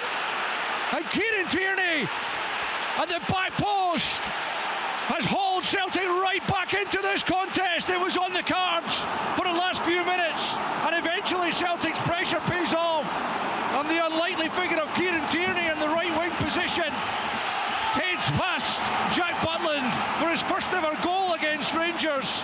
And Celtic have breathed new life into this contest after 56 minutes. It's Rangers 2, Celtic 1. Well, a number of things are happening there. Hattati has changed it a little bit. He's given a little bit more energy to it as well. A couple of shots towards the target as well. One well saved by Butland. But they've just increased the pressure. They look as if they're playing as a unit, as a team. It wasn't like that before. Rangers have been unable to hold it for 5 minutes there, 3, 4, 5 minutes. can Celtic keep it going at this level? And does Danny Rowe now have to make one or two changes because his team look a little bit more sluggish than they have the rest of the game? Chermiti is also livened things up for Celtic, stopped in his tracks by Yusuf Chermiti. But Rangers just for the first time taking their foot off the gas, Andy, and it's cost them. It was, and it was the two players introduced at half-time, Rio Hatate and Tierney, heavily involved. The Rangers had 2-3 opportunities to try and clear the danger and get up the pitch, but Celtic done ever so well to recycle it. And when you look back, it's an unbelievable ball for Benjamin Egan. It looks for all the world as if he's going to take a strike at goal, but just a lovely little dink ball to the back post. Celtic have that overload header for Tierney, and out of nowhere Celtic are well back in this game. Certainly are. All to play for, just over half an hour left. Ball breaks in the middle of the park. Fernandes comes out on top against Yang. Now can he play the ball forward here for Chermiti? Look like he might just be offside. Play continues. Chermiti with a poor ball into the box anyway, and it won't matter. It goes all the way out on the far side. The flag doesn't go up in the end, so it will just be a throw-in over on the far side to Celtic. But that was an opportunity for Rangers to extend their advantage once again.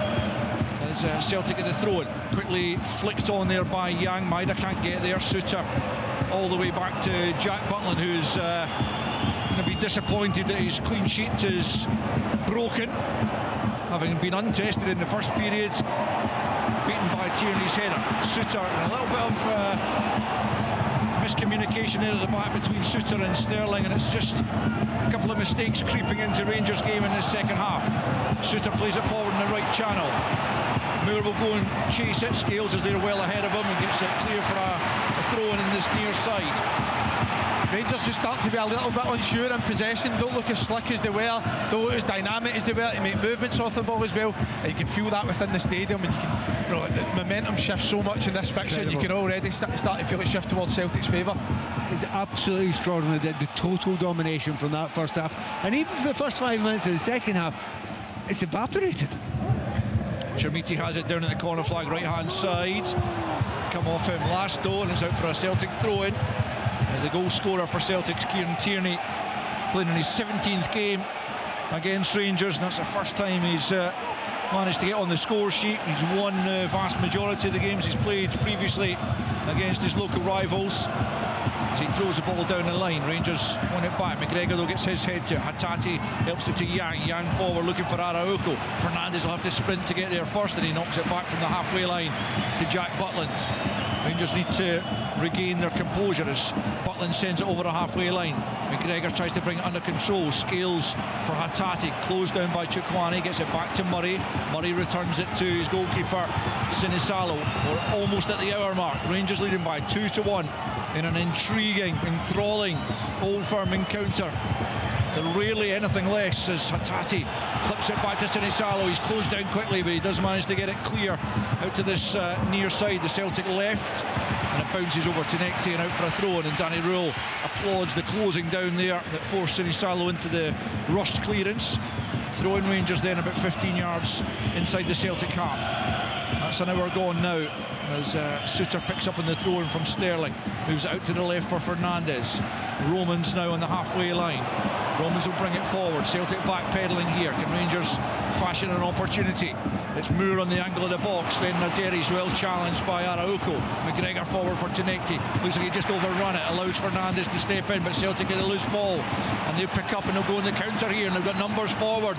And it's played to Yang right hand side. He needs to deliver well. And it's defended by Romans. Celtic have got themselves another corner. And their fans are right up for this now over on the far side. Do you know what? If you're Danny Rowe, you've got to be thinking about changes now. They're losing the midfield. Immediately, the changes that were made by Martin and Neil in the second half have adapted to this match completely. There's real belief, there's real energy. Rangers are looking a little bit tired in there.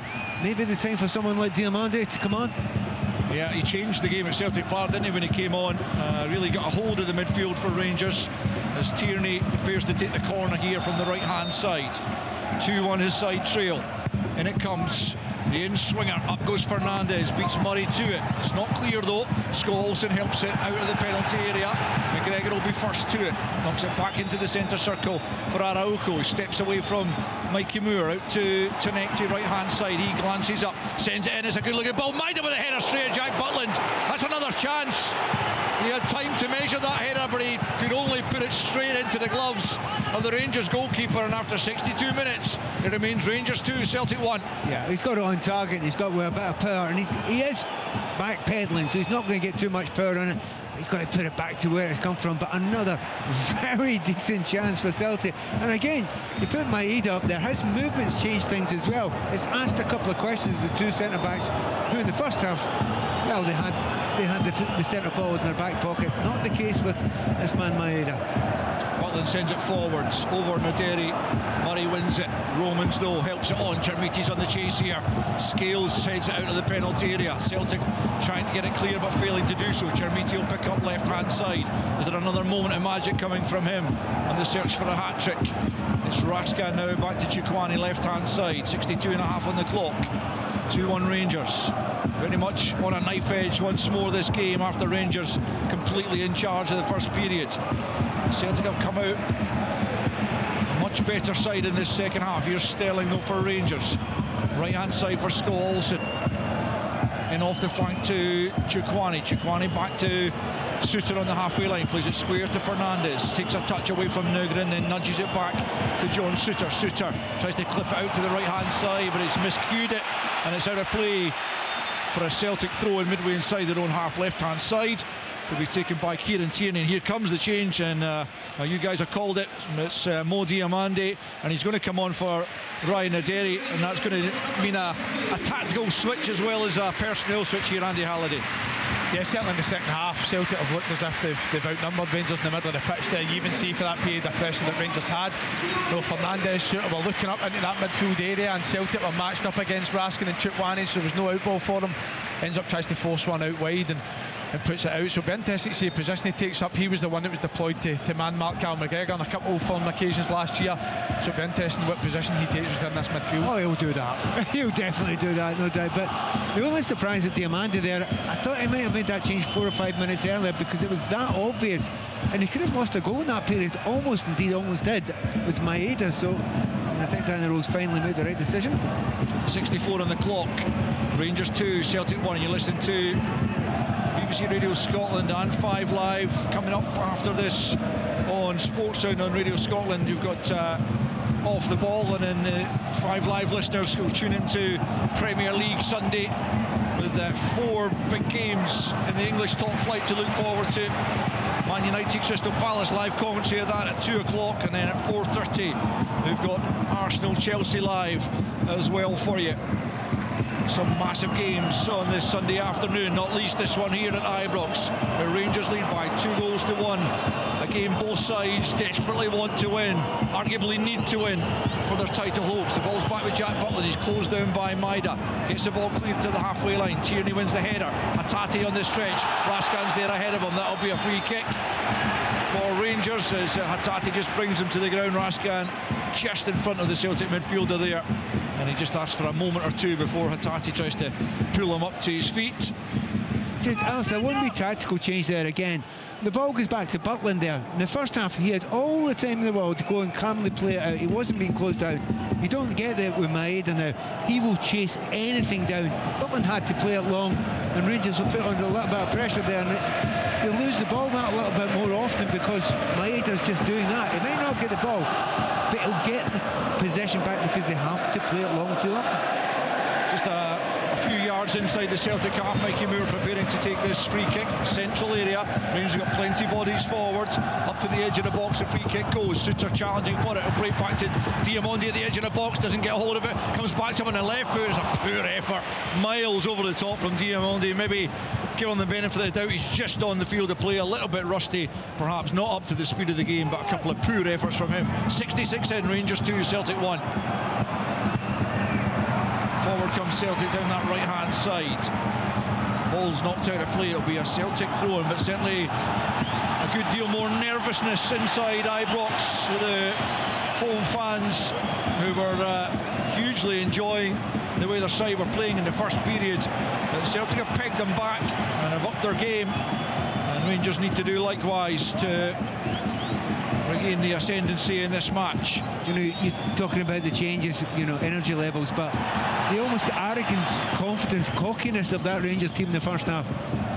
it's not disappeared completely, but it's nowhere near the level it was in the first. Fernandes plays it forward, but McGregor's there before Diamondi. Now Nugent for Hattati. Slack touch from him allows Raskan to step in. The ball forward from Diamondi, though, is really overhit. Mikey Moore looks at him wondering what he was thinking there, all the way through to Sinisalo, and Celtic start again. It's Nugent for Hattati, and now McGregor into Murray, about 10 yards inside the Celtic half. Brings it up across the halfway line now. Chermiti wants it on this left-hand side. Instead it goes out to the right to Yang. Midway inside the Rangers half now. Back to Murray, and then square for Scales. Scales will bring it out to the left to Chermiti. Still about midway inside that Rangers half. Loose ball back from Chermiti between his two defenders, but Murray will collect before Chermiti can get there. We're at the halfway point of the second period. Celtic have come back in the second period to reduce the deficit. It's 2-1 now, Rangers. 2 Yusuf Chermiti goals in that first half. Had them in command. But Kieran Tierney's first Old Firm goal has made a huge difference to the complexion of this game. It's going to be a Rangers throw-in. Kieran Tierney's trying to call the referee's bluff there. Tierney just looking at the Celtic bench there and wincing somewhat. Not sure if he's feeling something. Marcelo Sarachi would be the obvious option to replace him should that be required. The difference in Celtic's energy levels off the ball in this second half has been night and day to the first half. Just seen 3 great examples over the last 2 minutes of hounding Rangers in possession, making Rangers give up possession within 30 seconds. I think attacks played a big part in that. Here's Murray, Moore from the left-hand side. Raskan out to Diamondi, back to Chukwani. Rangers fans want Rangers to play with more urgency again. It's Romans out to Diamondi, left-hand side. Now, well-advanced area onto the right foot, sends it in, away by Murray. It'll be picked up by Chukwani. Left-hand side as he plays it into Fernandes on the halfway line, just entices Celtic forward before rolling it all the way back to Jack Butland. Romans is playing very high, and he wins the header there from Butland's clearance, but no takers for the knockdown. He's not happy, the Belgian, and Celtic pick up possession. Played 69 minutes, Rangers 2, Celtic 1, but Rangers no longer have the stranglehold in the game that they had in the first half, as Araujo feeds it forward for Yang, who takes it brilliantly on the chest, feeds it forward for Nugent on the edge of the box, right hand side in for Hattati over the top. Another big chance for Celtic. It came to Rio Hattati right on the 18-yard line, and he scoops it high over the crossbar when he really should be hitting the target. 69.5 played. Rangers 2, Celtic 1. You know, he's capable of scoring from there, and again he should get it on target, but once again, looking at the Rangers players, I asked the question after about 25 minutes, can they keep this level, this pace, this energy up for 90? Well, I've watched them do it before. Well, they're not doing it just now, Rangers, are they? There's a lot of tired-looking Rangers players out there. So it's definitely time, I would suggest, that if you can make a change, it can liven it up a bit and give you a bit more energy. If you're Danny Rose just now, you're the one that's got the questions you need to ask. Sarachi's just been given the call. I think he is going to replace Tierney here. As Hattati feeds it forward here for Maida. Maida brings it under control, couldn't quite take it in his stride, but he does have possession, and now it's Chermiti just outside the Rangers area on the left-hand side, plays it back for Tierney. Tierney scoops it into the area. Nugent gets the header in, but it's wide of target under pressure from Fernandes. But if you do feel at this stage, if anyone's going to get the next goal, it does feel like Celtic. It is, and it's Hattati again picking up the loose ball, and Celtic are just doing exactly what Rangers done in the first half. Any chance to get, they're playing forward, they're running forward, out of possession, they're getting close to people, they're making contact. And that, man, we talked about Celtic not winning duels, not winning loose balls, not making tackles. But it's Rio Hattati again. There's been a lot of chat about him and his performance over the last few weeks. He's the one that's onto the loose ball again, plays it in behind. It's another dangerous attack for Celtic. Yeah, I mean, he's probably had the poorest season since he came to the club, and he set very high standards in his previous seasons here. It's definitely not been meeting them for the most part this season, but he's certainly come on and made a difference in the second half. And here he is playing it forward again, looking for Yang. Romans is first to it, plays it off Yang. It's going to break though and stay in play, and Butland has to rush out to the edge of his box and knock it out of play on the far side as Sarachi waits to come on and replace his fellow left full back Kieran Tierney, the man who has brought Celtic to within 1 goal of Rangers with about 18.5 to play of the 90. Throw in Celtic over on the far side, midway inside the Rangers half. It's Araujo preparing to take it.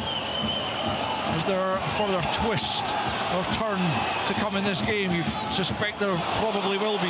Celtic have given it up though.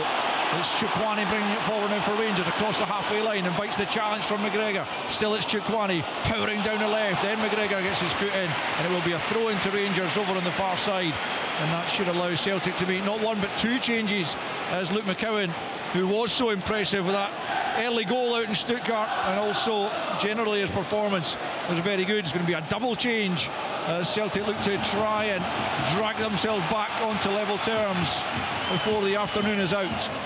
Just before they make those changes there, very noticeable Chukwani, who was bestriding this game. He was so much more physical, stronger than anyone else out there. He's just had a great run up the line there. I think that's just about finished. I mean, he looks exhausted to me. Let's see if we can get that back.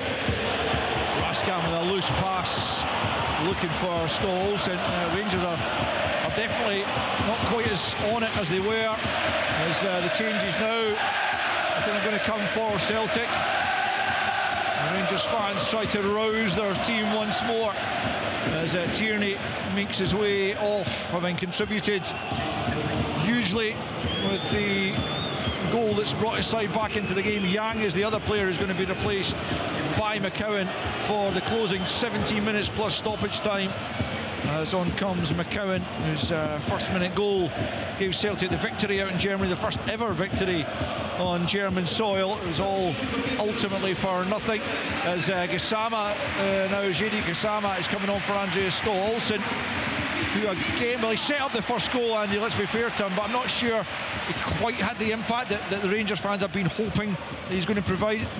No, I thought in the first half, I thought Rangers to a man were excellent, but he was probably the quieter of the front four especially. But then, no, since the second half came, I think you can see he's one that's tired more than most. And I think Rangers had to make a change somewhere. You know, you've seen Celtic make two changes there. I thought Rangers were going to be the one that make the next change, but no, they've replied with Gassama coming on that right hand side. Well, Jedi Gassama certainly a little bit like Sebastian Tierney, perhaps has made his best contributions off the bench for Rangers. As the ball's back with Sinisalo, 16 minutes to play. Rangers 2, Celtic 1, live on BBC Radio Scotland and BBC 5 Live. As Sirachi gets his first touch of the ball in the left back position, plays it back to Sinisalo. Quickly out to Dane Murray at the edge of the box. Back to Sinisalo once more as Rangers look to press Celtic again. Scales on the edge of his own penalty area. Across comes Chermiti. Scales plays it forward. Good challenge from Sterling on to Nekti. Chermiti lays it off for Gassama here, right hand side. Angle of the box. Scales on the back foot. Gassama tries to force it across goal. McGregor did well to get back into a good position and cut the danger out. And now Celtic come forward. It's end to end just at the moment. It's Nygren with a quarter of an hour to go. Chukwani struggling to keep pace with him as Pat says he might be out on his feet. It's back with Nygren at the edge of the box. Challenge from Chukwani. He's penalised right on the edge of the box. And Celtic get the free kick. With Chukwani absolutely exhausted there. Looked like he got a bit of the ball there, but the referee deciding he took the man as well. And it will be a free kick to Celtic right on the edge of the 18-yard box. And a wonderful position here. And big chances for Celtic to find the equaliser. Yeah, to be honest, if you go to ground there and you take a bit of the player, the referee almost always gives a free kick there. But Chukwani, he's given everything he's got there, but that was a very, very tired challenge there. It's not too dissimilar to the position where Nygren scored that free kick at Tynecastle against Hearts. You know, he sees his eyes have lit up that he's got this opportunity from roughly 20-21 yards out. Again, it's mental how the momentum shift in this game. You know, it looks as if Rangers were going to create a good chance down that right hand side, and within the matter of seconds, a Celtic turned the ball over. They're attacking Rangers box and a free kick in a real dangerous area. Nygren's just taking the ball 2 yards further back from where the free kick was to give him a chance to get the ball up and under, up and down again. Yeah, interesting. So just right of centre. Benji Nygren looking to line a couple of Celtic players up just in front of the Rangers wall. Callum McGregor and Rio Hatate are there. Hatate's kneeling down, McGregor standing up. Now he crouches, Nygren straight into the wall and cleared by Diamondi. Rangers fans urge their team forward. 14 to play. Still they lead by 2 goals to 1, but they've been, well, as much as Celtic were second best in the first half, Rangers have probably been second best in the second period. And here they come again. It's Celtic into the box. Hatate spins. Can he get the shot off? Sterling steps in. Gassama picks up, still inside his own area. Tries to get it clear here, and eventually just whacks it up towards the halfway line, but Rangers have got no bodies up there. Chermiti stretch off here. They're toiling here as Butland will collect that ball at the near post as Sirachi tried to bend it in looking for Maida. No joy on that occasion. 13 to play. The game is very much in the melting pot. Still Rangers 2, Celtic 1. Well, whatever happens in this game, Martin O'Neill has to do one thing more than anything else: get his team starting games. You know, it's not good enough to keep on coming the last half an hour, 10, 15 minutes, the last 2 minutes. You need to control games. Exhaustion, it doesn't always work. They're leaving it late again, but they've still got a chance. Here's Scales bringing the ball out. Gassama goes to close him down eventually. Plays it into Maida. Maida out to the left-hand side for Sirachi. Sirachi feeds it forward. Sterling in the way. Picked up by McGregor. Celtic again, all the loose balls, all the second balls now as Tierney steps in off the left. Away from Sterling, away from Gassama. Finds Nugren. It's Tierney once more. Chance here on the right-hand side. It's McCowan. Saved by Jack Butland. What a chance again for Celtic. A wonderful move from the left to the right. And Luke McCowan denied by Jack Butland. It's all Celtic at the moment. 78 played. It's still Rangers 2, Celtic 1. Do you know what? It's a fantastic move for Celtic, and again Tierney and Rio Hatate heavily involved. The Rangers are trying to get close, they're trying to make contact, but Celtic with great combination play to work it for the left to the right hand side. But I did think, was there an opportunity for Luke McCowan to try and lift it or even turn it back? No, he's got to lift it towards the back post. You're keeping it low, the keeper's always going to get to it there, and he didn't catch it clean either. Here comes Celtic again. It's Tierney from Nugren. Tierney goes down under the challenge there of John Suter, and that is a yellow card all day long for the Rangers defender. And Rangers having huge conversations at the back. John Suter trying to urge the players to play with their head. They need to get back in control of this game as far as he's concerned, but Celtic sweeping forward at every turn here, and they've got another free kick. This one just about 10 yards in from the left touchline and about 10 yards outside the penalty area as well, but another opportunity to try and test the Rangers backline. Jack Butland's by far been the busier keeper in the second half, having been a virtual spectator in the first. Very much a game of two halves as Nugren prepares to swing it in from the left hand side. Left footed, and it comes to the back post. The header's won by Dave Murray, but it's over the top. Celtic go close again, but not close enough as far as they're concerned. They still need a second goal at the very least, with just over 10 to play of the 90. Rangers 2, Celtic 1. Well, the noise you can hear is a barometer of what these fans are feeling just now. There is real fear, they know that they're second best just now, Rangers. They're all the Rangers players are looking over to the managers as if to say, well, what do we do now? What do we do now? You get to get together as a unit, as a team. The belief has just seeped away from these Rangers fans. And now those Rangers fans are trying to lift the post. Butland with a goal kick then. 10 to play. Rangers leading by 2-1. Chermiti's been pretty anonymous in the second half, and he can't get to that, but he will latch on here. Just hooks it over his shoulder for Diamonde to take over down the right hand side. He's into the penalty area. Across the penalty area comes and doesn't quite fall for Chermiti. McGregor's there again to tidy up and find Araujo inside his own box, and now Araujo brings it forward down that right flank. Slips it forward, but Maida can't get there, and Fernandes picks up for Rangers, who are just trying to take the sting out of the game as much as anything else at the moment. Butland, first time, over a halfway line, but straight to Scales. Maida was offside, so can't go for it. It's all the way back through to Butland, who surely will just take a few seconds here before rolling it out to Fernandes to his left. Fernandes approached by Nugren. It'll go back to Butland. Butland first time, scoops it high in the air. It's not a good clearance. McCowan beaten to it though by Romans, but it'll come for Hatate in the middle of the park. McCowan again beaten to it, and now Chermiti picks up. It's Gassama on the halfway line, threads it forward. He's looking for Raskan. Murray was in the way. Celtic have it once more in the midfield. McCowan clips it forward, looking for Maida. Suter's giving that straight to Nugren. Nugren slips it to his left. It's Tierney. This is a chance for the leveller. Good defending from Sterling. Good strength to see it out of play. It'll be a Rangers goal kick, and Dujon Sterling stepping up to the plate there when Rangers needed him most. and it will be a goal kick, Rangers. And with just under 9 to play, it's still a narrow advantage Rangers have. They lead by 2-1. Rangers have to stop passing the ball back to Jack Butland when they're unopposed at centre half. All they're doing is inviting that pressure to Celtic's front three. It's forcing Jack Butland to kick long, and unlike the first half, it's now Celtic that are picking up all the loose balls, and make no mistake about it, Rangers are on the ropes here. Well, we talk about playing the ball back to them. The entirety of the first half, I can hardly remember Rangers playing a backward pass. Everything was forward, and everything was forward with pace. Now the only forward balls are the ones that are happening right now. A big lump up the park. Murray wins the long ball, heads it forwards. Moore though, and then Chermiti out to the left-hand side. It's Chukwani, left-hand side of the area, stands up in the middle. Sarachi's there, and it's behind for a Rangers corner at last. Rangers threaten once more.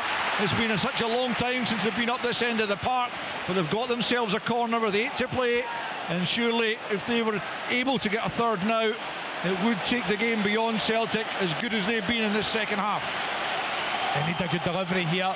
I think it's Rangers' 4th or 5th corner potentially, and all the previous ones haven't been great in terms of delivery, and that's where Rangers have been so good in these scenarios, not only scoring goals for set pieces, but 9 times out of 10 the delivery's bang on the money. Can Mikey Moore get this one right? Mikey Moore from the left then, right-footed, plays it short to Gassama, back to Mikey Moore now on the angle of the box, swings it in, it's a decent ball, but Murray's first two, it's a good header. Tierney kind of pulls out of the challenge, but eventually takes up possession, and now it's Sarachi coming forward, looks for Maida over the top. Mikey Moore's furthest back there, and he makes an important intervention there to get it back to his goalkeeper on the stretch, but manages to direct it back to Butland, who clears poorly, and Hatati picks up on the halfway line. Dreadful pass, but then another one by Sarachi there, and now it's Raskan, looks up. Can he find a runner here? It's Gassama who makes the run. He's goal side of Sarachi, into the penalty area he comes, and he just plays it off Murray, and it'll be another Rangers corner, this time right hand side. Oh, it's really end to end right now, and it's still anyone's game really, but Rangers, despite having been on the back foot in this second half, still hold the 2-1 advantage.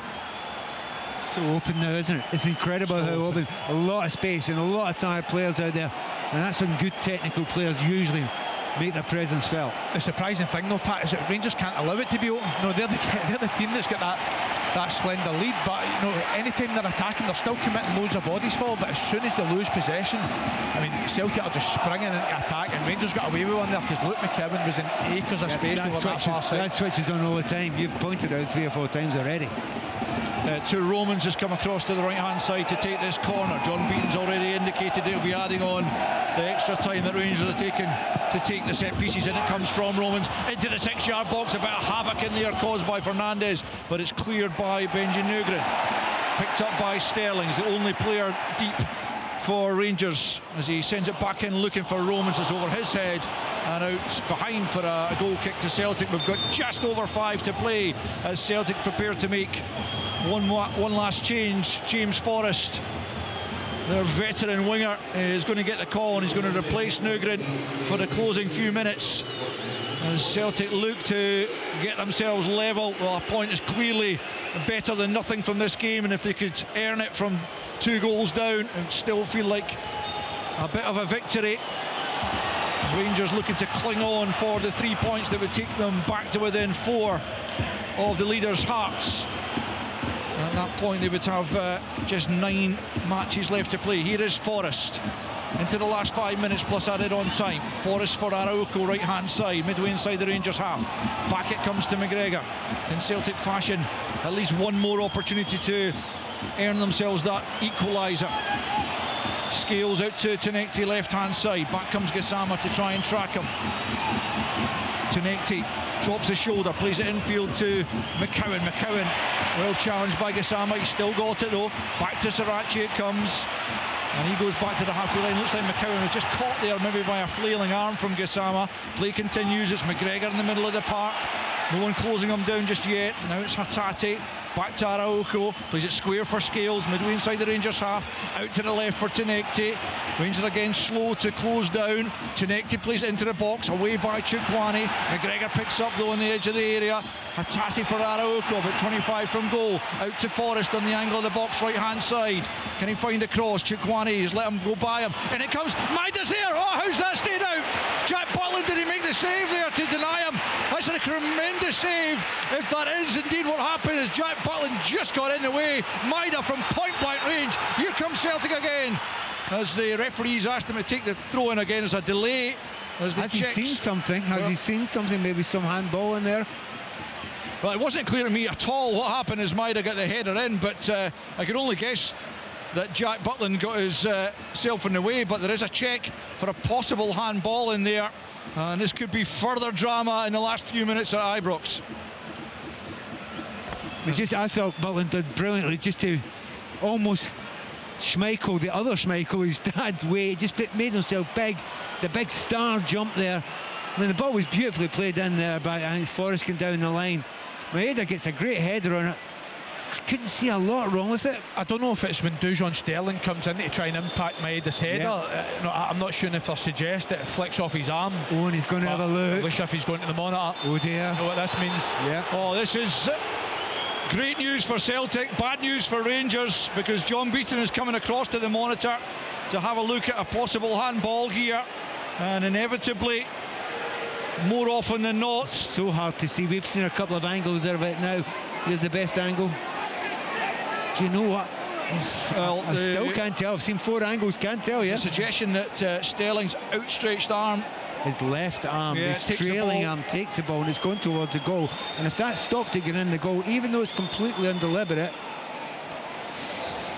this could be given. Yeah, well, John Beaton's having a good long look at it. It's a massive decision. VAR, I think, suggesting that they cannot be definitive about this decision, so that's a difficult one to get round. John Beaton. What a moment. What a moment for the referee. Well, he's given him plenty of time, and I do not blame him. He's going to get stick one way or the other here, isn't he? On he comes. What is the decision here? He makes the TV screen and points to the spot. It's a Celtic penalty. In the dying moments here at Ibrox Stadium, Celtic have a chance to pull themselves back from 2 goals down.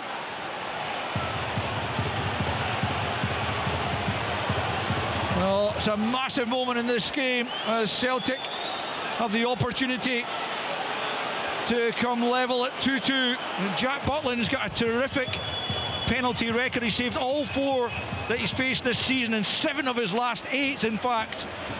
Can he keep that statistic strong here this afternoon? We're into the final minute of the 90. There will be a considerable amount of added on time now as a result of this VAR check. It's worth underlining, we've seen a lot of angles of it now. There is definitely no deliberate movement of the arm. There's a yellow card given out. I think that's Raskan. Yeah, but the header was almost certainly going on target. It has hit his arm and it's possibly stopped to get into the goal. I don't think you can argue much. That's got to be given as a penalty kick. It's going to be Rio Hatate to step up and take this. He has had a positive impact in the game. Now can he finish with a flourish? And there might yet be time for a winner for either side if this goes in. Who knows? Looks like there's going to be 5 minutes added on once this penalty is taken. That's the board says, as Rio Hatate steps up, preparing to try and beat Jack Butland from the spot. Butland just behind his line. Now he crouches. Butland behind the line here. It's an interesting approach. Up comes Hatate, right-footed. Saved! The rebound! Saved as well! But it's forced in! Celtic have the equaliser! At the 3rd time of asking. Hatate denied twice, but eventually Celtic force it home, and they are level in stoppage time. Once again, it's the late show from Celtic, and from 2 goals down, it is Rangers 2, Celtic 2.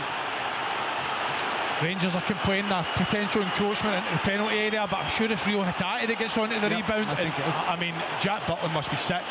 He saves the penalty, he makes an incredible rebound save, and Rio Hatate gets a 3rd chance at it to knock it in the box. Rangers players have got to be following in for the edge of the box to stop that from potentially happening. I know Jack Butland, he's done all he can, but take nothing away. I think Rio Hatate has been Antonecki, it's got to be said, they've been game changers for Celtic, and I think that all the momentum was Celtic's way going into the second half. And they've got the rewards for the penalty spot with Rio Hatate, goals given. Yeah, it's 2-2. And I think Rio Hatate did get the final touch there. 6th goal of the season for him.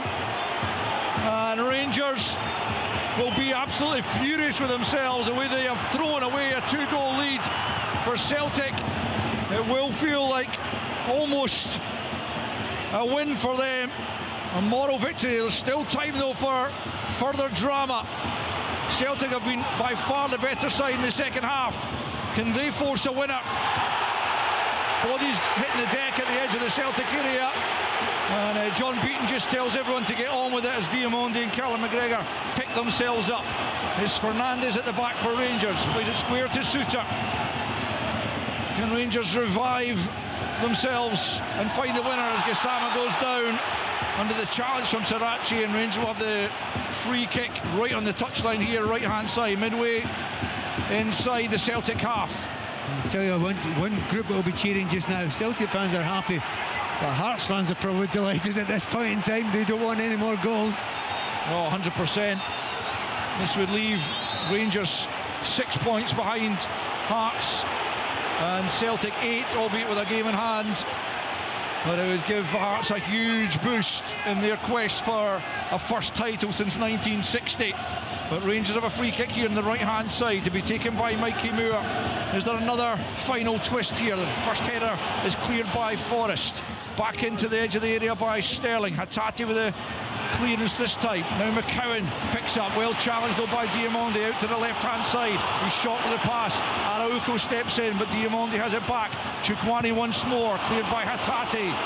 We've played 3 minutes of the time added on as Martin O'Neill on his 74th birthday is right at the edge of his technical area, as is Danny Rule, his opposite number. 2-2 it stands, a couple of minutes of injury time to play. Suter stayed up there, nods it down, it's Raskin, can he get the shot off here? He goes for goal, comes off the midriff of Dane Murray. You'll hear the howls for a penalty from the Rangers fans, but it didn't look like there was any handball involved there as Celtic get it out for a throw-in on this near side. Suter and Fernandes are staying up front. Rangers need to be careful here, because again, when Celtic put the ball, if Celtic pick up the loose ball at the edge of the box, I mean, Rangers have just come out all bodies forward.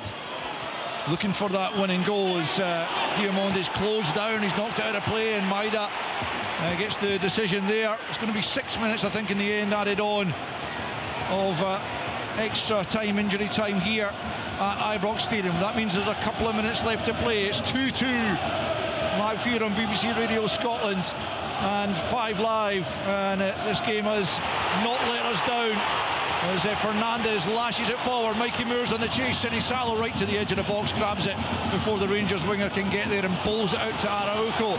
Celtic feel that they might be yet able to win this, coming from 2 down, which would be quite incredible. It's out of play over on the far side though. Rangers throw in midway inside their own half. Araujo trying to slow things down as Rangers trying to get it back into play. 90 seconds remaining of stoppage time.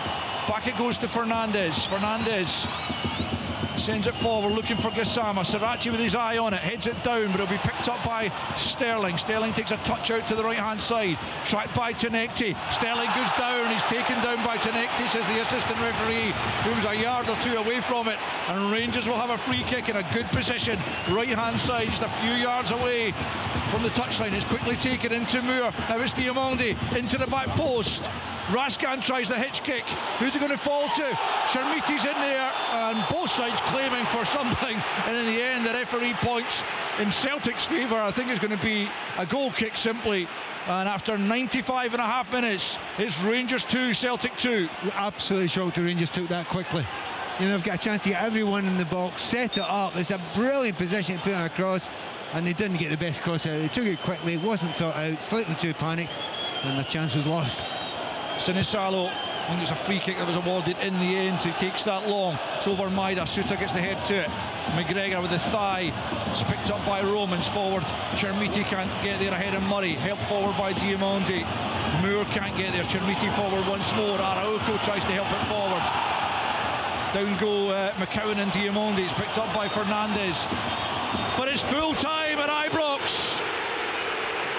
What a game this has been.